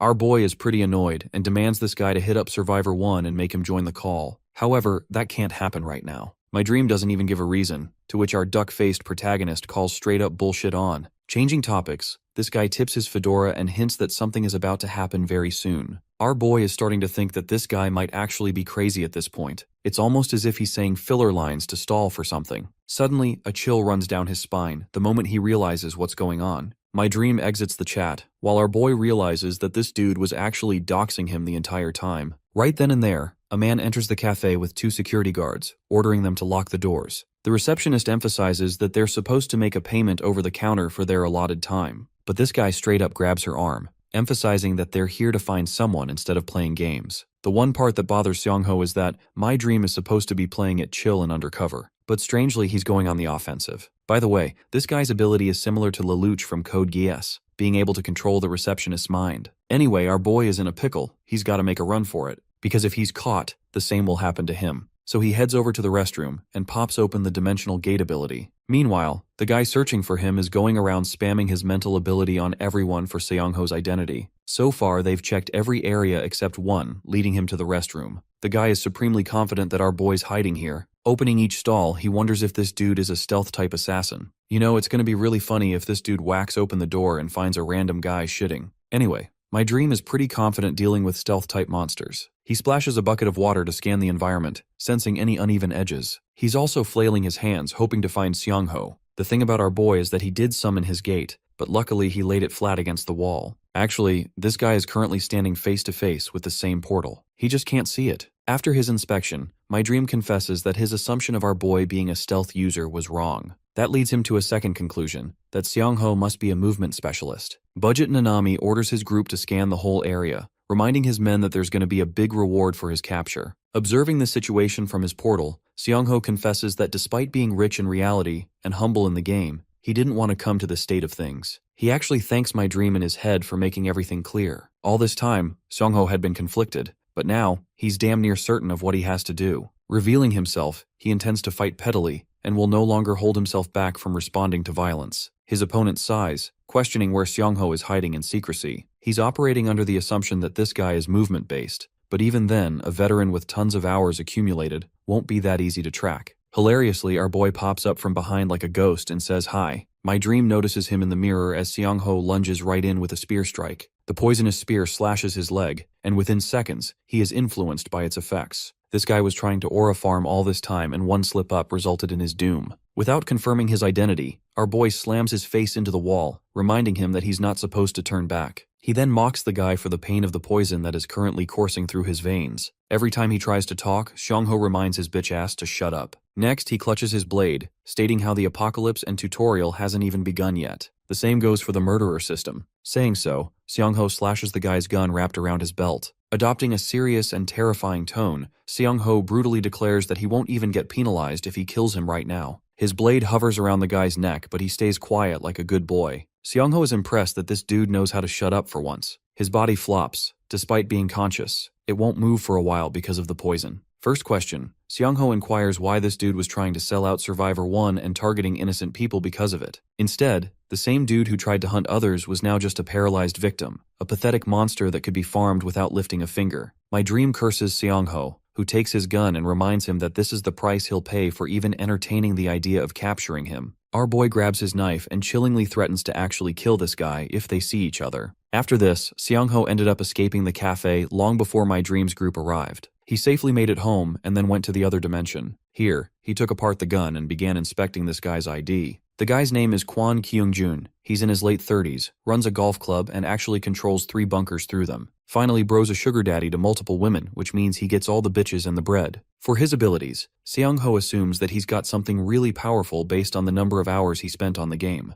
The skill is related to mind control, that much is clear. All of this useful information is now Seongho's to use. Of course, skills aren't supposed to improve just because someone spent a few thousand hours in the game. Even Valorant and Counter-Strike no-lifers spend 10,000 hours only to remain hard stuck. Anyway, Seongho understands that the game always valued survival above everything, so his own portal skill is basically a cheat for veterans. For now, he wants to keep this a theory until he's able to confirm another veteran's skill. Next, Seongho tests the gun, contemplating that the apocalypse was soon to come. He's certain about one thing with absolute conviction, and makes his way through the forest following Dingo's lead. Here, the dog barks at an interesting area. Dead bodies of police officers alongside a bunch of goblins are just lying around. Keeping his composure, our boy checks on the status of the bodies. Turns out one of the officers is actually alive. Though he doesn't have any fatal wounds on him, he's been hit with a paralysis poison effect. But the more worrying part is his missing weapon, even though it's also possible that he never had one in the first place. In any case, Seongho puts both bodies together and tells them to rest here for 30 minutes for the effects to subside. Then he turns his head around to inspect the corpses of the goblins. From first glance, he spots a bunch of bullet holes, which confirms that the police officers actually did have a gun. The big question is, why is the gun missing only? After thinking about it for a while, Seongho reaches a revelation,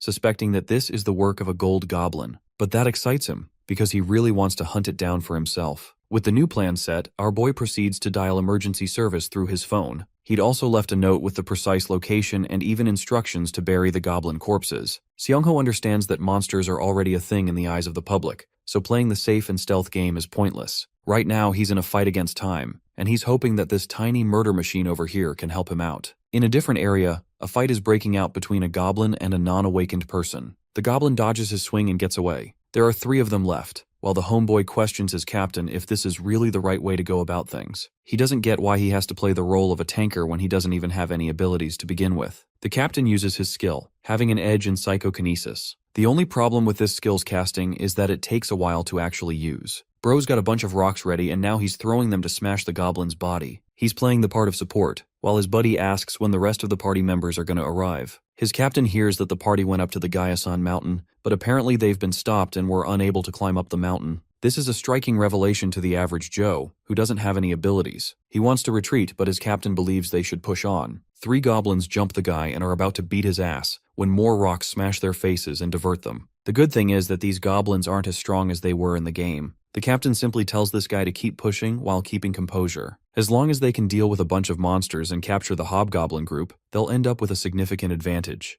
Mr. Psychokinesis is so busy lecturing his buddy that he drops his guard and gets whacked by a goblin's mace. Now that his hand is fucked up, this guy can't control his ability. Even more is how a shitty goblin managed to outsmart him with a counter strategy. Yeah, if I was him I would just give up. Now that they were completely defenseless, the 3 goblins surrounded them and began to lunge from every direction. Things were really looking like the end of the road for these amateurs, when suddenly a bolt shot right through the goblin's head. A second and third shot follows and injures the other 2 goblins. Much to their confusion, the party of 2 has no idea what's going on. They look into the dark forest, questioning where the arrow even came from. In the next scene, our boy is seen with his combat bow. At first, he contemplates if he really made the right move to step in and waste his ammo. At the same time, Seung-ho is just glad that he was able to confirm important information regarding the Awakeners. First, he learned that these guys were being prevented from climbing up the mountain. Second, he encountered a group of goblins who were already pretty weakened. Using these 2 strands of information, Seung-ho concocts his next plan. He's already prepared a method to deal with the goblin group. His strategy is actually very simple. The idea revolves around provoking the goblin, which can be done by throwing a stone. After rage-baiting the green-balled midget, he'll draw the goblin towards the dimensional portal gate with simple cues. When the goblin is close enough to the gate, Seung-ho will release an attack from the other side, with the obvious advantage of being able to see through his gate while also remaining transparent in front of others. With the first goblin severely injured, it will scream and grab the attention of its allies. Using the same dimensional gate as a wall, Seung-ho will forcibly pull his spear back, out of the goblin's body, erasing all evidence of his attacks. Now let's discuss the reaction of the hobgoblin, who already has a high perception stat in the game. It will notice its dead subordinate, and immediately point fingers towards the other goblins for plotting its death. This will form chaos within the goblin group, causing disharmony and leading the other goblins away from their leader. Using that key opportunity, the calculating Seung-ho will materialize from the other side and cut their heads clean off, maintaining the clear advantage of making the first move. The same will continue in repeat fashion. His plan is going pretty smoothly so far, but the problem is, Seung-ho needs to be wary of certain behavioral patterns of the other goblins. To his shock, our boy faces an interesting situation. The hobgoblin faces him while the gold goblin runs away with the loot, implying that they had a fallout. This is bad news for our boy, who now has to employ an emergency gamble. His immediate problem is Captain Mustard gaining up on him with speed. Seung-ho genuinely has no other options here, so he does his best to block the forceful smash. Even after blocking it, his body suffers the shock of the attack and smashes into a tree. Seung-ho is now trembling and wounded. Things are really looking bad for him. The hobgoblin wastes no time in finishing him off. If our boy goes down here, he knows he's mega levels of cooked. The mace blitzes full speed in his direction with the aim of smashing his brains out. Seung-ho's health decreases in that key moment, activating his critical skill survival instinct. Flashing a yellow glare, this man responds to the hobgoblin's attack at point-blank range. Instead of attacking the monster, he races after the gold goblin, an excellent move. Thanks to the gun he obtained from Kyung-jun, he aims it at the creature's head and blasts a headshot, killing the gold goblin immediately. Right then, he calls for the dimensional gate. Seung-ho has achieved the first phase of his farming mission, but there's still a problem he has to deal with. That being the hideous monster coming after him. Our boy brings out his gun to a melee fight and starts shooting the creature down. The hobgoblin can't withstand the might of the American-style breathing technique and gets mogged. Seung-ho pays back the hobgoblin with double the love by slashing the creature all over its body in style. The hobgoblin screams and dies, increasing our boy's level to 6 and netting him 16 points. At last, his difficult quest is over. He checks on the new skill he gained called Terrain Sense, which allows him to sense and respond to surrounding terrain. Interestingly, just like last time, any items that he used or held ended up upgraded and turned into actual items. Seongho can't waste time because he realizes that a search party is coming this way. Having acquired what he came here for, our boy manifests the dimensional gate and walks inside, knowing that he just has to rest in his hideout until the search party is finished. The following day, Seongho is woken up by everyone's favorite dog. He checks his watch and realizes that he actually slept for an entire day because of his injuries. Knowing the risks of survival instinct, Seongho intends to use it only in extreme situations. Before going out on his next mission, he's curious about the loot he grabbed from the gold goblin. He pulls out all the stuff and lays it on the table. There's a bunch of revolvers, a dagger, and some other stuff. These goblins were the best when it came to this stuff. Seongho is fine with the revolver, but the real prize in his eyes is the mithril knife he snagged. This baby is a weapon with permanent invariance, a rare thing in the game. It's one of the only weapons out there that won't be affected by the incoming disease catastrophe. But the one question that bugs him is how a goblin was able to obtain such a rare item that costs a whopping 100 points in the shop. Inspecting every inch of the blade, Seongho realizes that it is flawed and imperfect. During his contemplation, he reaches an enlightenment. The goblins of this world carried metal weapons. Because of their intelligence, it's not possible for such creatures to make them on their own. This begs the question, did a sudden mutation occur and change the course of their civilization? This meant that even smarter goblins were out there experimenting like research goblins. However, this theory is baseless for now and our boy knows it. He wants to test it later, but for now, he's more interested in unpacking the tiny satchels. Hitting the lottery, Seongho pulls out a bunch of shade grapes. This unique fruit enhances a person's night vision. Carrying them also makes sense because it's the one reason that these goblins can easily move at night. Popping open the status window, our boy inspects his growth rate. He's pretty happy with what he's got, because his current growth rate is faster than what it was in the game. With the basic stuff concluded, Seongho knows it's time to return to the real world. Invoking his ability, he crosses the portal while scrolling on his phone. His phone is buzzing like crazy the moment he gets his signals back. Hyungjun, Mikyoung, and even Suyeon have all texted to check on his status. With the kind of attention bro is getting, he's starting to wonder if he's the cool guy now. First, he wants to head over to the fitness center. So in the next scene, we find Seongho popping the door open to meet his friends. Before he could even greet them, they ran towards him, happy to see him in one piece. And yes, the one piece is real. Never forget that. Curious, our boy asks about the rest of the unfamiliar faces. Hyungjin brings them forward, introducing the new guys as his party members. Lee Kyung-hoon and Kim Bora greet him nicely as they exchange pleasantries. Seongho expected at least one more party member, but it turns out that this person is busy purchasing camping gear at the discount store. Our boy is astonished to hear a place like that exists, causing Mikyoung to intervene and confirm that it's actually super modern and opened recently. Jimbro asks if our boy's up to date with the incident on the news, to which Seongho agrees, stating that he's all caught up on MeTube. Maybe we should make a channel there too. The same doctor who took apart the goblin's body from Gyeosan Mountain went into a state of panic and warned everyone to prepare for the coming apocalypse. The president of the country also held a national meeting, announcing how they're trying their best to confirm the location of the creator of the game. Hyungjin wonders what Seongho's next big goal is. The whole party is gathered here all because of our boy's rich knowledge of the game.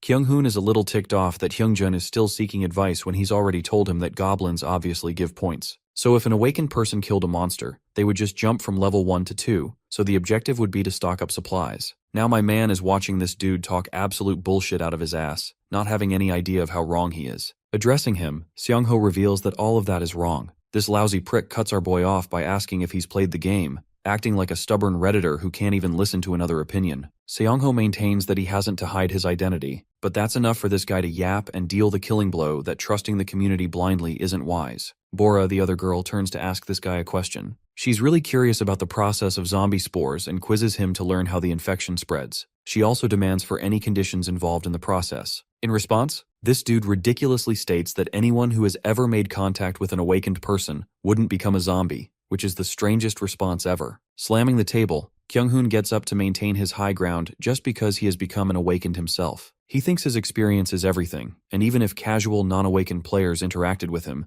they'd automatically become safe from the spores. It's a whole lot of nothing, but Bora is somehow easily convinced and holds on to him like he's some kind of expert. Then comes Mikyoung with her own question, asking if this guy has cleared the difficult tutorial. Kyung-hoon cuts her straight off again, emphasizing that he'll protect her so there's nothing to worry about. This pretentious douchebag is agitating in Seongho's eyes. He gives Kyung-hoon some level of credit with his theory, but also understands that there's absolutely zero evidence that grants awakened people complete immunity from the spores. Seongho thinks this whole conversation is dead because of one dude, and finally understands why Hyungjin called him. Forgetting about this troll and his antics, our boy gets up to leave, even though both his friends urge him to stay. Seongho has no interest in sharing his knowledge with a troll like this guy, so he bids them farewell with the intention of meeting again later. After leaving the fitness club, he crops out a bunch of places to farm points before the iron disease arrives. Seongho's interested in the camping gear store his friends told him about. Eventually, after all his plans, he stood in front of his house, only to spot the elegant Suyeon. She actually had something to give him, and was patient enough to wait. Suyeon whips out a first aid kit,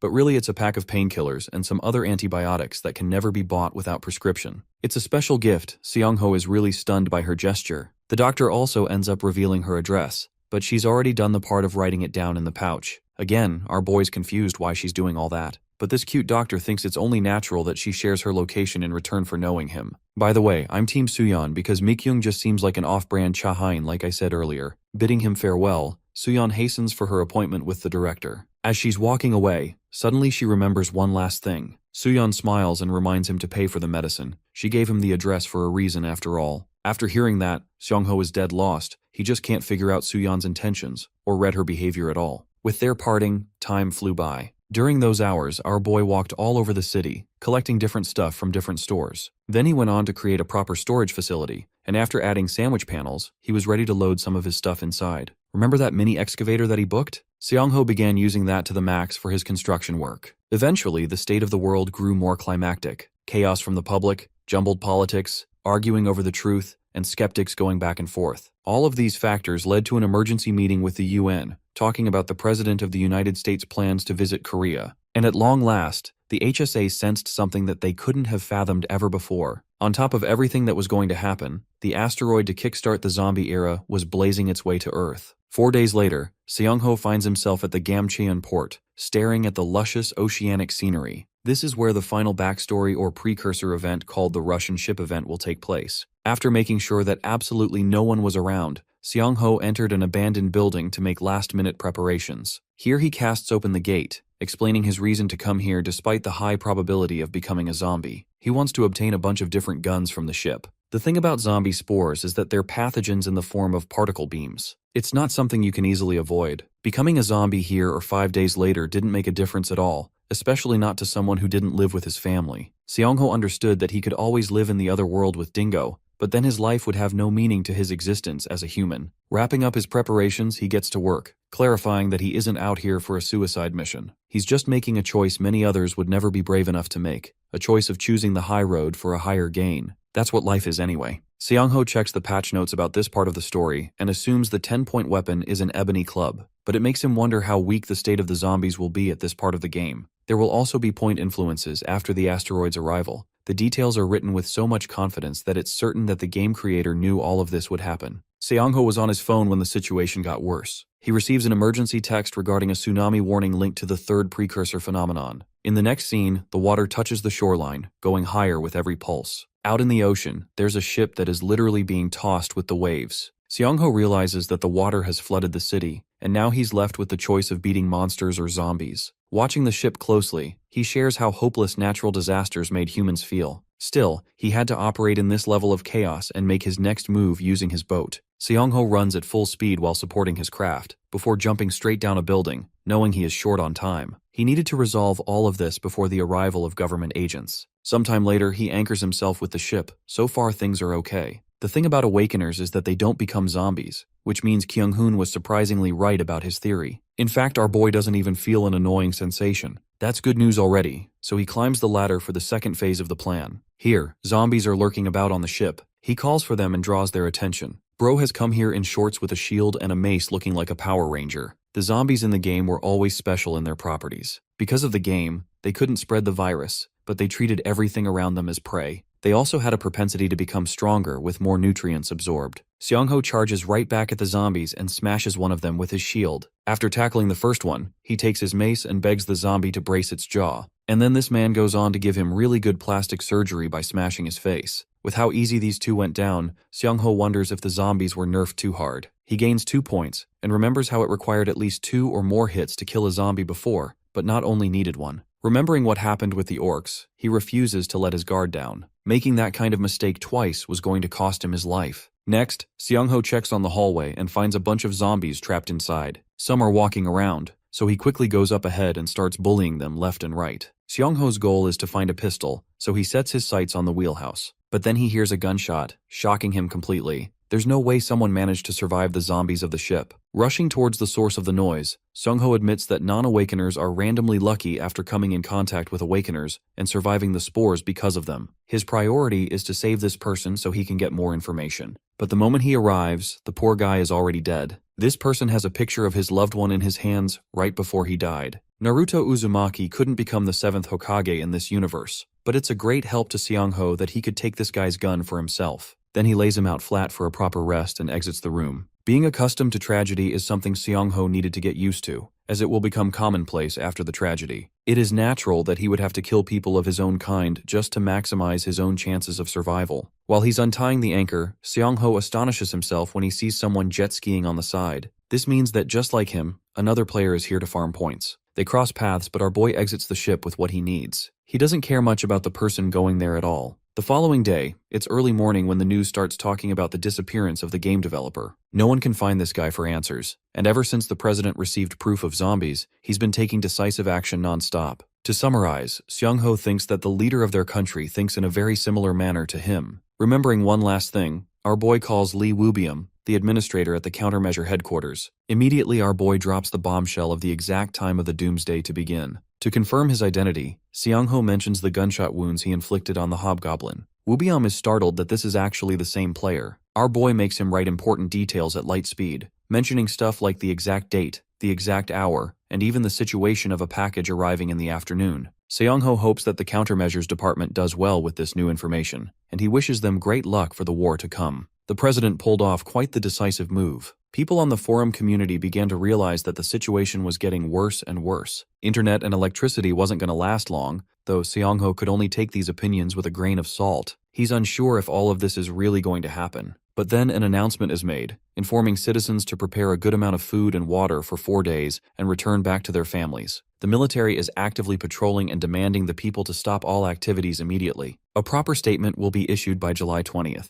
Seong-ho observes all of this and thinks that this is the perfect response. He feels bad for not informing the people sooner about the state of the world to come. If he had only known how well the government would have handled all of this, then he would have gone all out from the beginning and exploited his trait. It seems like a huge miss, but Seong-ho copes by admitting that he still wouldn't have been able to stop the disaster. There is no point for him to dwell on what could have happened, only that he must remember his own promise. First of all, he's not some hero of justice, nor does he want to be. He's just an ordinary guy. Afterwards, we learn that the lockdowns and quarantines shook the state of the world and made it impossible to navigate. That's why Seong-ho spent his days in the other dimension. 3 days before the start of the apocalypse, he finished digging, but at a slow rate. He also chalked up all the videos he saved up regarding cooking and farming, because the internet won't exist soon enough. 2 days before the apocalypse, he scouted around the area with Dingo, and felt lucky finding a few golden apples. This made him wonder if this whole place was enchanted, and if it was blessed with being a fertile land. One final problem came up a day before the apocalypse.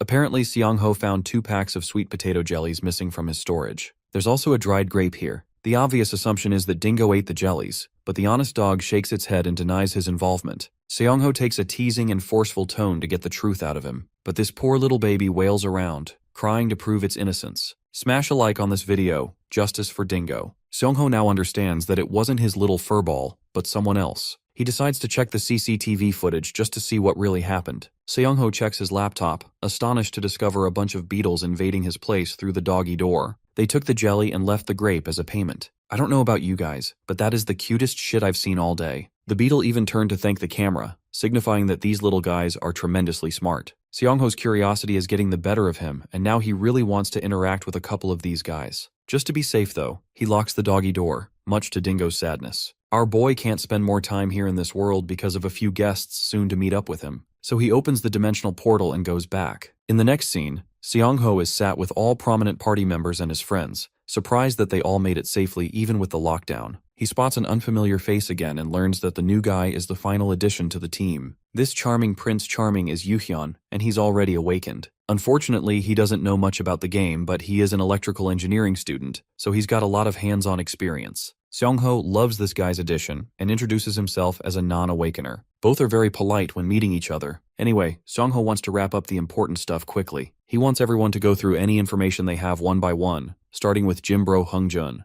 Walmart Yuji over here starts off by sharing an experience about his ex-wife. They were talking when the line was cut. Worried, he went searching for his daughter, but on his way back, he spotted a bunch of barricades being put up on the highway. According to his investigation, Hyungjun learned that they were trying to evacuate citizens near the petrochemical complex. It's the elegant doctor's turn next, who shares one piece of important information. Soohyun saw a shelter being built in the local park, which is shocking to witness, but it's actually true. Mikyung's up next. She was at the mart when she heard something about high-ranking officials opposing the president's decision. Apparently, the protesting officials were all detained. All of these findings are way more valuable than Seong-ho initially assumed. The ending was approaching, and the president's stance was pretty clear. He knows what's going to happen. So the big question is, why did he start off asking one by one? It's because in a network, it's important to have corresponding reasons according to someone's information. He could very well expose himself as a veteran and persuade them that way, but that would put him in great risk personally. Seong-ho starts talking, urging everyone to listen well to what he's about to say. Then he boldly declares the president's ultimate goal of creating a controlling apocalypse. His words immediately stun every person in the room. Seong-ho backs up his logic by mentioning the unexplained lockdowns and how all national facilities went to a halt. There's only one reason why the government would make such drastic changes in such a short amount of time. Soohyun puts two and two together and realizes that the end is near. She catches on quickly and deduces that the government is already confident of the exact day the apocalypse will unleash. Seong-ho confirms this and dubs July 20th as the suspected day. Panicking, Yoo-hyun gets up to inform his family, only for our boy to shout at him. He doesn't want these losers to lose their minds. Even if it sounds cruel, individual survival meant infinitely more than one's family. Seong-ho coldly reminds every person in the room that any one of them could turn into a zombie starting from tomorrow, so the terror of death is looming over all of them. Addressing the main point, he pulls out a bunch of files, acknowledging the real reason he called them here. It's because he's got a strategy for the tutorial phase,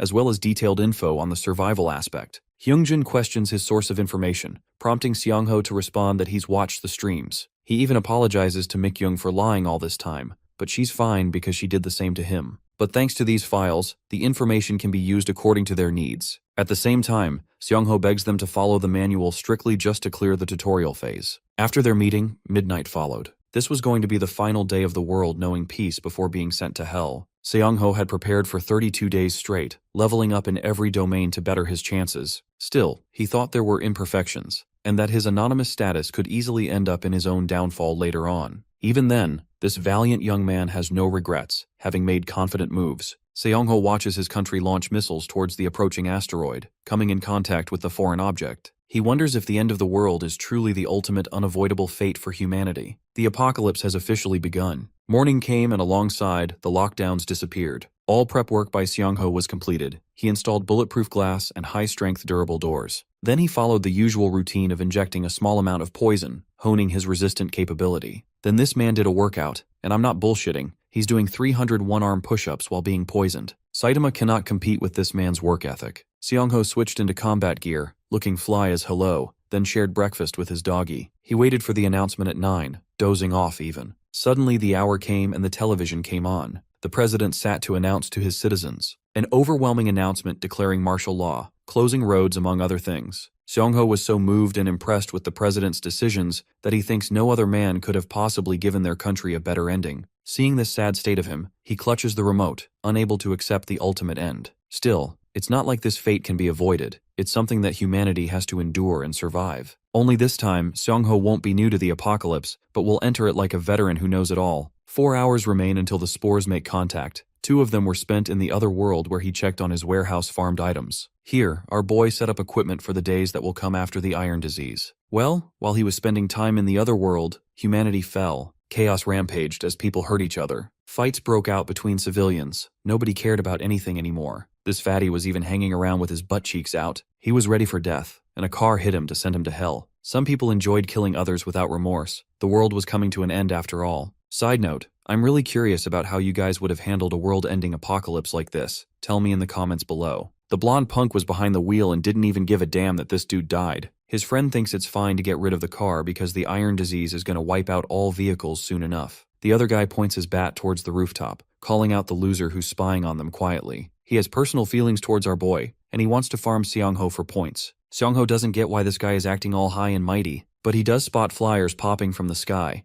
Even at the edge of the apocalypse, the government is worried about its people. It's amazing to see them caring about others, unlike Seong-ho himself, who is ruthlessly selfish about personal survival. He knows that if more people acted for the interest of others, the apocalypse would be easy to deal with. Crushing the paper, he reflects on how this is an unrealistic standard. All he has to do is get back to his preparations. In the next scene, hardly 3 minutes remain until the spores make contact with the world. Seong-ho has collected a bunch of air tanks and wonders if there'll be enough before the disease takes over. He's already memorized every single route when it comes to replenishing his goods from the city. Looking at his watch makes Seong-ho wonder what would happen if he forgot to take it off. At this point, even he knows that he's worrying too much. So he keeps things simple and puts on the helmet. It's 1 p.m., so the spores have now made contact. Seong-ho resolves himself, kickstarting his bike and hoping that everything goes according to his plans. The scene shifts to the rise of the infection. The spores have begun affecting regular citizens. Life is sucked out of the people, and eventually flesh-eating corpses are all that's left. These growling purplish monsters are drawn to a certain noise. Seong-ho is racing full speed ahead against some of the zombies. Much to his surprise, there aren't that many in this area. It's a good thing, because most of the people who turned into zombies ended up staying home, dying alongside their families. The only part that intrigues him is to find someone who didn't turn into one. Still, things aren't looking bad. He sees a clear path ahead, taking a shortcut,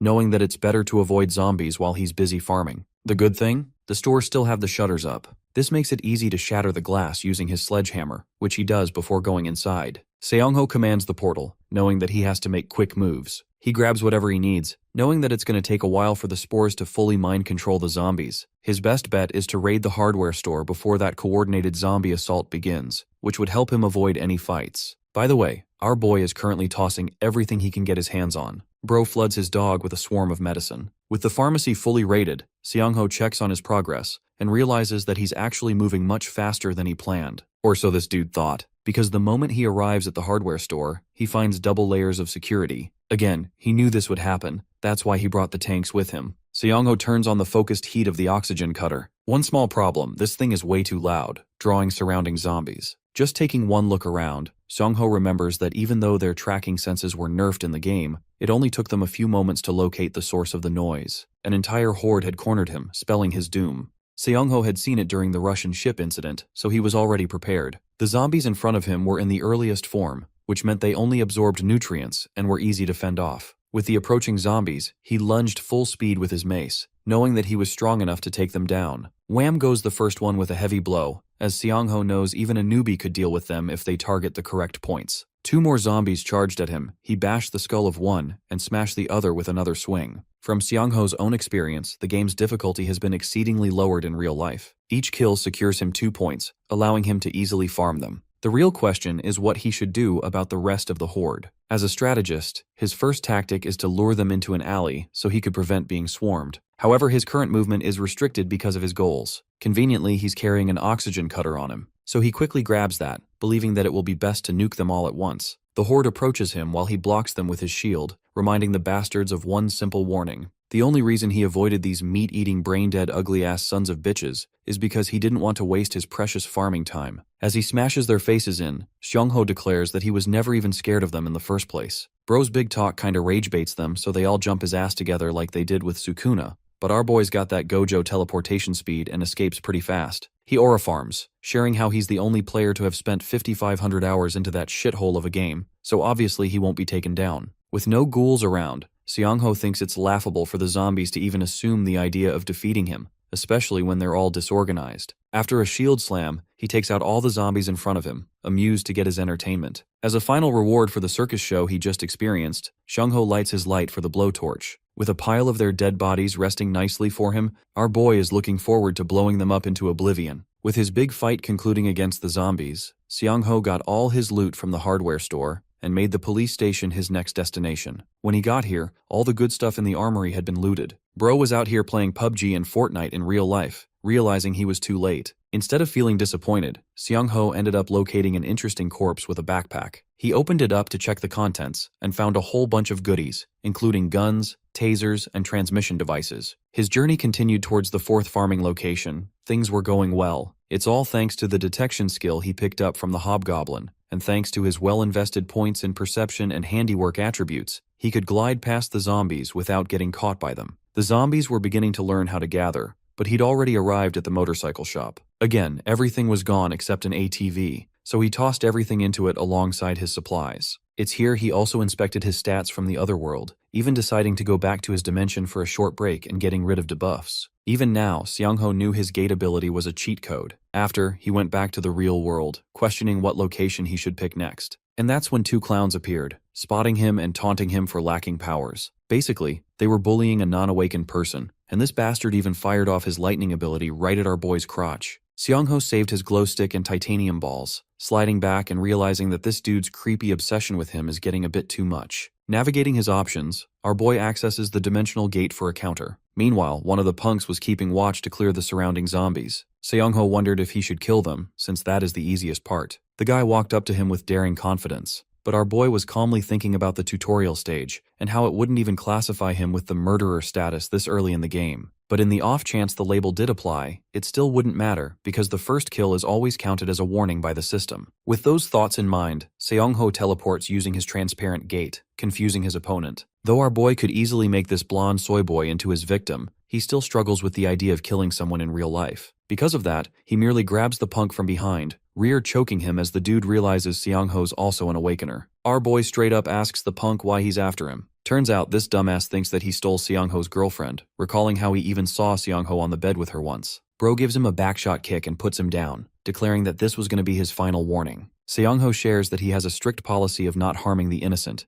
but the punk scoffs at him for acting like that. He thinks the two of them are in the same position. Both of them are selfish who only care about themselves. Saying so, he fires a shot from his weapon, only for our boy to aura farm again and weave that shit like he got ultra instinct. Seongho fully agrees with the blonde instead of opposing him, and thanks to this guy stupidly yapping his mouth, he now has full clearance to kill him. So he grabs the punk's head, assuring the punk that he's just as trash as them. All this time, Seongho just never wanted to admit those words, and then he shatters this guy's jaw. Holy chills because finally a protagonist with balls. In the game, Seongho had fought over 100 death matches, and though he'd been killed in all of them, the feeling doesn't compare to his shivering body at the thought of killing someone in real life. At the same time, the other coward comes along, but instead of killing him, Seongho advises him to watch his back. That's because zombies were already pouncing on this guy, and they were about to feast on Budget Bertolt from Attack on Titan. The guy ends up getting torn apart by the zombies, while Seongho internalizes his deepest and only concern to selfishly preserve his own being. He refused to help this guy even when he begged for it,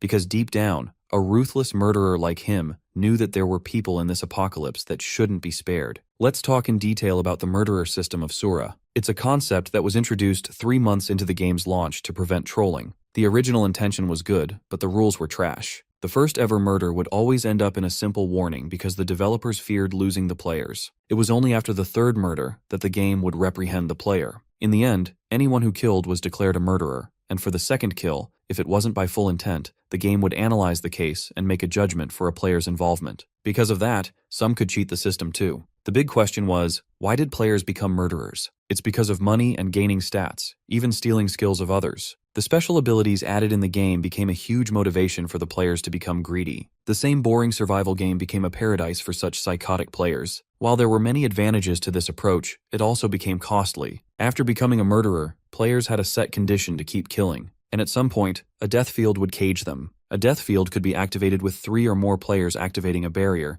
and inside it, players had to fight to the death. Bro's buddies were out here doing some gay shit, but ignoring that, they beat the ever-living crap out of the murderer. You might be wondering, isn't this more advantageous for the murderer?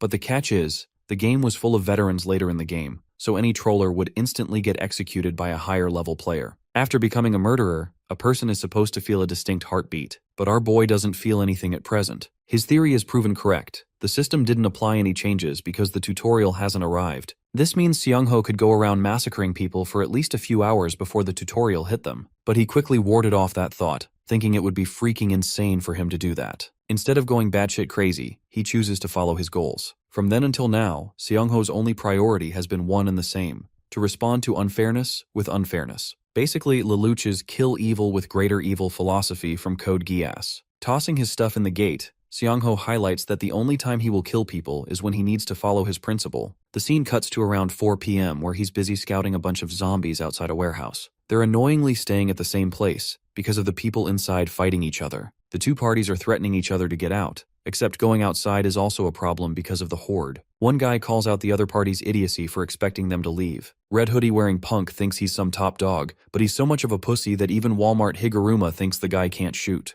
Provoked, the guy fires his crossbow, emphasizing that he had a specialty to shoot in the game. Hilariously, the shot actually hits the other dude's shoulder, making him whine in pain. His buddies come up to help him, while the other dude takes pride in being ruthless in the apocalypse. After all, the game's all about the survival of the fittest. He wants these guys to disappear from sight, or else they'll keep on shooting. In the end, the three of them have to comply and leave. As they're leaving, these thugs even call them restarted. Opening the door, the three of them decide to leave a parting group for these assholes, banging the door to attract the attention of the horde. After making a whole bunch of noise and scaring off these imbeciles, the group runs off to a different direction. Seong-ho watches them run off, shocked to see an interesting turnaround. He's so impressed that he wants to give this guy a gift if they ever run into each other in the future. Back to our boy's side, he's finished with all the loot farming other than his apartment and infantry area. There's only about an hour left until the tutorial cycle. Seong-ho wonders where he should head first and decides to change the order. He crosses into the other world to wrap things up. Let's all stop to think about the place where the zombies are most concentrated in the game.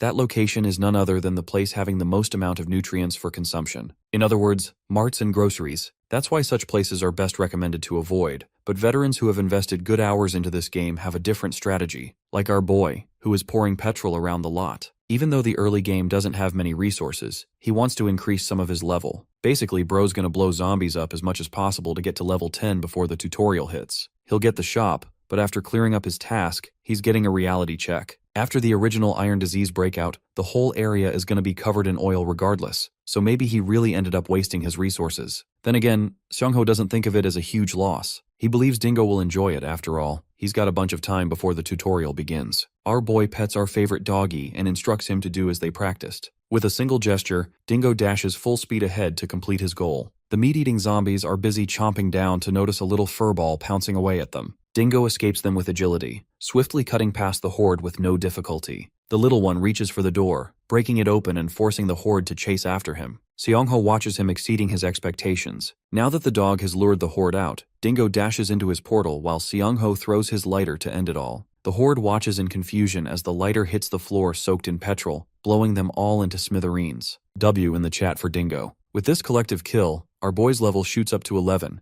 netting another 116 points, with a new dimensional slot ability added to his trait. By the evening, he'd finished farming groceries from the market and other computer towers. He even summoned a portal in the middle of the road, knowing that the buildings were soon going to be demolished. After, he crossed over to the other world with the same bike that would no longer see its usage here. Seong-ho changed all his equipment to non-metallic, keeping a fiber stab-proof vest and a helmet. He came to his training ground, a kilometer away from his base. With the equipment set aside, he wrapped up his preparations. The final look is fine, as Seong-ho doesn't feel much of a difference not having any buckles or zippers. 3 minutes until doom, and an eerie feeling grasps at him. He knows his portal only allows him and his possessions to enter, and with further analysis, our boy even confirmed that both the spores and wire disease would logically spread through wind. Spores are harmful to humans and will take them out, but the iron wire disease is going to destroy objects. Neither is safe, and Seong-ho needs to be ready for that. He's back to the training ground, far away from his base, surrounded by wooden dummies. Worrying isn't going to help him, and he knows that. After all, even if his gear collapses, he'd just need to run fast enough to get to safety. Shivering, Seong-ho places his focus on his goal and opens the portal again. 3 seconds remain, until finally, the iron wire disease strikes the country. Within moments, everything is annihilated. Everything. Buildings crumble to dust. Skyscrapers topple. Towers slice apart. This metal plague in the game is the reason that humanity couldn't rebuild its civilization. Everything crumbled in the blink of an eye. Seong-ho watched from his portal, watched how humanity reverted back to the Stone Age. No hope left. Even though he'd prepared his resolve, watching it happen before his eyes is a more terrifying experience. Do you guys think you'd survive this apocalypse? Tell me in the comments below. A loud explosion shakes him. Seong-ho suspects that the ammunition depot blew up, but then he realizes that it's actually the iron beads that he needs to care for first. Luckily, nothing has happened to them. Seong-ho's comfort fades. He can't even call the current situation as remotely acceptable. Our boy closes the portal, fixating on his goal again, to merely follow the plan without any feelings and focus on preparation. Well, that was the goal, except when bro got to the shelter, he was baffled again. The little beetles stood in excitement and waited. They had come to steal again, but Seong-ho didn't mind and took the route they were trying to offer him. He wonders if this is some kind of apology or a trade. The beetle nodded, even agreeing to the fact that they were making a fair barter. Even after taking a forceful tone and being angry at these little cuties, they still look at him with excitement and wonder. They're so cute that Seong-ho actually grows a weak spot and offers them a deal, sharing how he doesn't need food but special things from them. Of course, he knew their tiny brains couldn't comprehend his desires. After all, despite the intelligence of the beetles, it's not like they could actually understand each other. Suddenly, the red one took a stick and began scribbling in the dirt. Our boy's face drops in shock. The beetle is asking for a trade between ore and jelly. He loves that deal and agrees to it immediately. However, when our boy tries to reach for it, the little one smacks his hand for being hasty. Scheming together like a bunch of masterminds, they make their tiny plan.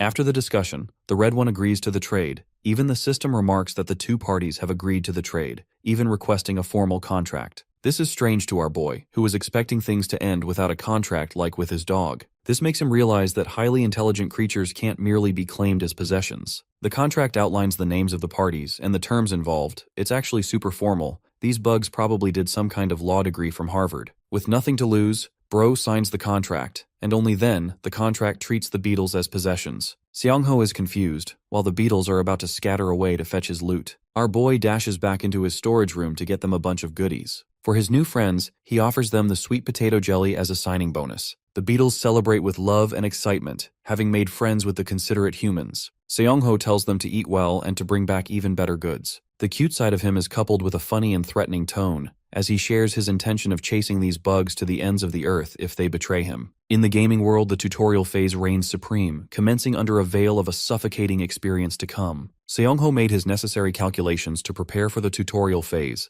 and quickly gathered his supplies. The things he looted from other people were impressive. These guys even had a ceramic knife, one safe from the disease. Even though our boy hasn't thought about hunting survivors, he has to make sure to search their base. After storing the gear he found, he snatched his PC tower and the hard drive he looted from the complex. Next, Seong-ho connected them together and scanned the data. The first thing he discovered was a ton of media inside the files, and while he was concluding his search, he found a site that dropped his jaw. Bro found Mik-young's modeling picture, indicating she was an idol. Then again, she stood out among the common folk because of her looks, so it's normal to assume something was going on. Seong-ho decides to delete the file, recalling his memory of the times he shared with her. Having seen enough, our boy gets up to inspect the rest of the rewards he received for hitting level 10. Chanting shop window, he finds a blue screen with a whole bunch of valuables. The interface is the exact same as the one from the game. However, the prices have switched up a bit. Purchasing item number 6 and 11, Seong-ho sees them manifest out of thin air, functioning just like in the game. With this observation, he wonders if he can exploit a certain bug that was available during the tutorial part of the game. The next thing he does is inspect his new ability, Dimensional Slot, allowing him to retrieve a specific item from a tiny inventory box. Basically, a quick access slot with a space of 5 items. Calling all slots by name, Seong-ho has them summoned in front of him, astonished with the cubicle structures. Next, he tries storing, and realizes that he doesn't have to burn himself by carrying too much stuff. He could always access his gear from his quick slot instead of his portal. With all slots filled, Seong-ho shares how broken this ability is for the sake of scaling. It could help him a lot later in the game. He wants to leave, so he tells Dingo to keep watch, as it's finally time for our boy to go and finish the tutorial. In the next scene, Seong-ho's back to the ruined world. This time, it looks like a nuke took out an entire city. He was genuinely hoping to rely on his perception and terrain sensing abilities to help, but they're not enough. So he uses slot 3 to quickly grab a specific item, knowing that he could end up blind if he didn't use it now. These are the shade grapes, allowing one to temporarily increase a player's night vision. He pops a pearly one in his mouth and suddenly, Seong-ho's eyes illuminate a faint green-yellow. Thanks to this, he can see the zombies up ahead with clarity. Next, he needs to find a secure location in this hellscape. One of the key traits in this game is that it's extremely ruthless to the user experience. The game doesn't even notify you when events begin, but the tutorial is a key exception to this rule. This is mainly because the incoming hordes of zombies are the direct indication of the start of the tutorial. The main question is what could potentially trigger the zombie wall. That happens when you're spotted by any member of the undead army. But our boy is currently playing stealthy and sliding past them unnoticed. The second aspect is when a player picks up an item that activates the tutorial. In order to spawn such an item, our boy is making his efforts to stare at a specific empty spot. This is where the bug comes in, creating a blue crack into the floor, a glitch in the matrix. Seong-ho quickly snatches a weapon right before its generation, allowing him to duplicate a second version of the object. The best part? The same item in real life is actually cloned in the Ebony Wood Club variant from the shop, even better than the game. The rest of the patch notes of the game are unclear and shady, but this singular change is an excellent buff. Stashing it, Seongho hears the restlessness of the zombies from outside, who are making a commotion to get started. He gets outside the window, dashing all the way in to annihilate the first zombie. This man has no intention of hiding anymore, knowing they're unavoidable wherever he goes. With the tutorial begun, Seongho recalls the multiple paths to clear it. The first winning condition is to kill the zombies, repeatedly bash them like he's doing left and right, until every single creature is wiped from the map. Bro's out here being John Wick and obliterating them all. But if someone wants to avoid that kind of pain, the other option is to forcibly exit the wall of zombies. Our boy dashes up to it and jumps up, bashing a zombie right inside its chest. He then gains distance, backing off with disappointment. Bro wanted to speedrun the tutorial like his friends Togong and Ori, but he can't. However, it's not a huge deal. Seongho's a strategist, and his strategy for the tutorial is to run all the way up to the boss and crush it first, so that's what he's doing right now. Without wasting a single second, he ran for his life. It's not like Seongho didn't know where he was headed. Even in the designated tutorial area, there's a marked checkpoint system, and by going around the area, the boss immediately spawns.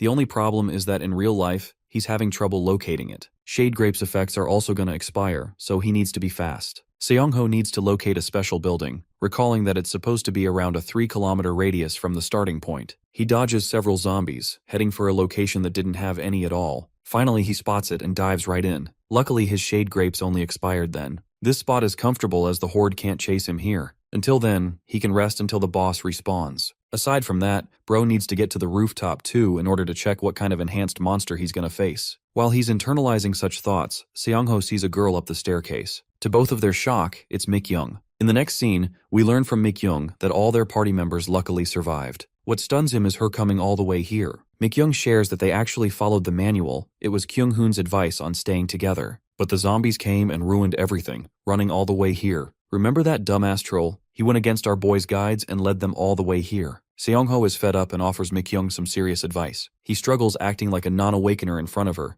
and shares how the enhanced boss monster will spawn very soon. She is horrified thinking that he deliberately came to hunt the monster, but Bro pretends that he was actually chased all the way here. She chooses not to pursue the topic, while our boy explains that the defeat of the boss results in the zombies scattering. The zombie wall is dusted and the aggression disappears. Gimbaplover, basically Bro himself, once said that hiding or running after the defeat of the boss ends the tutorial. He even tells her that the boss will appear very soon, and right then, an electrical reaction takes off in one of the zombies' bodies among the horde. Mikyung wonders why it has tentacles, while Seongho is curious if she's noticed any personal changes. It's because enhanced zombies with special headpieces have abilities to seal certain traits. Hasting in fear, she pops open the status window, realizing that her special ability has been forcibly shut. By the way, the same case happens for even our boy. He asks her if she still trusts him like she said, to which Mikyung fully agrees, recalling how he's helped her so much. The good thing is that she's brought all the necessary items he told them to. With the preparations set, Seongho instructs her to remain on the rooftop and draw the attention of the zombies. As for him, he intends to personally take care of the enhanced zombie himself. While our boy is acting cool in front of her, he actually feels a real scare coming into the main battlefield. The boss is trait sealing and with its henchmen. The enhanced zombie really put him in a pickle, though Seongho believes it's only normal to expect. Even in the game, there weren't any early on traits, so the enhanced monsters didn't detect or seal them. The strategist became careless and forgot about the detail, regretting not putting his bow in slot 1. Shockingly, the moment he thinks of that, a bow pops up in his quick slide inventory. Seongho grabs it, wondering if his additional traits are working fine because the zombie isn't as high of a level as him. It's good fortune that he can at least access his quick slide inventory, so he takes out all the slot equipment, his shield and arrows. If the level of the boss is low, Seongho won't get any special skills or even drops. Unfortunately, for the effort he's going to put in,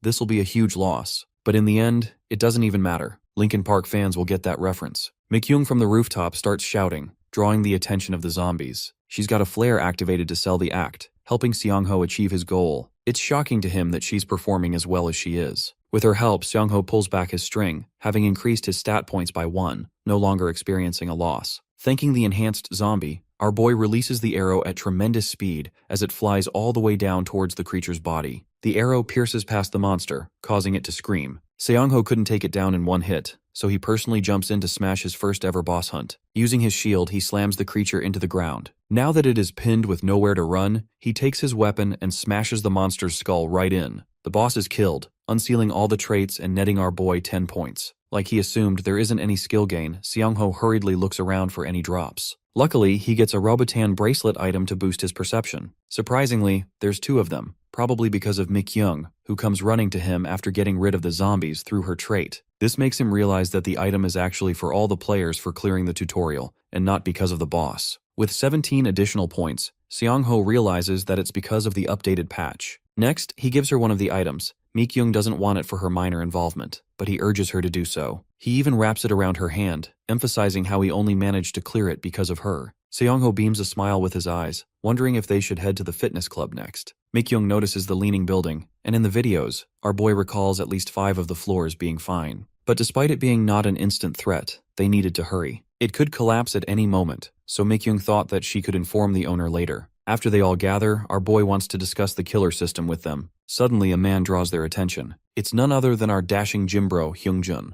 The two greet each other, happy that neither one of them turned into a zombie. Hyungjun wants to speak inside, believing he's got lots to share. With the party assembled, Seong-ho shares how they defeated a boss monster. They're all stunned, but he treats it casually, explaining how Mikyung played a huge role by drawing the attention of the other zombies. Still, even in a fight like that, Seong-ho taking on the boss alone is admirable from the others. Interestingly, the tutorial rewards didn't drop for Hyungjun or the others, except for the weapon they all get at the start. Jimbro recalls how there weren't any checkpoints in their finding either. Every single place was filled with zombies. This is confusing to our boy, who wonders if the difficulty of the tutorial is adjusted based on the level of the player, meaning each person has to complete different conditions for certain rewards. Seong-ho asks if they got any points aside from killing monsters. Apparently, helping Yuhyun got Hyungjun some points. It happened when he saved his life from a zombie. With this considered, Seong-ho now understands that even helping someone or escaping the zombie horde could result in free points. Mikyung realizes that it's easier for players to simply rely on non-combat related abilities now. But that aside,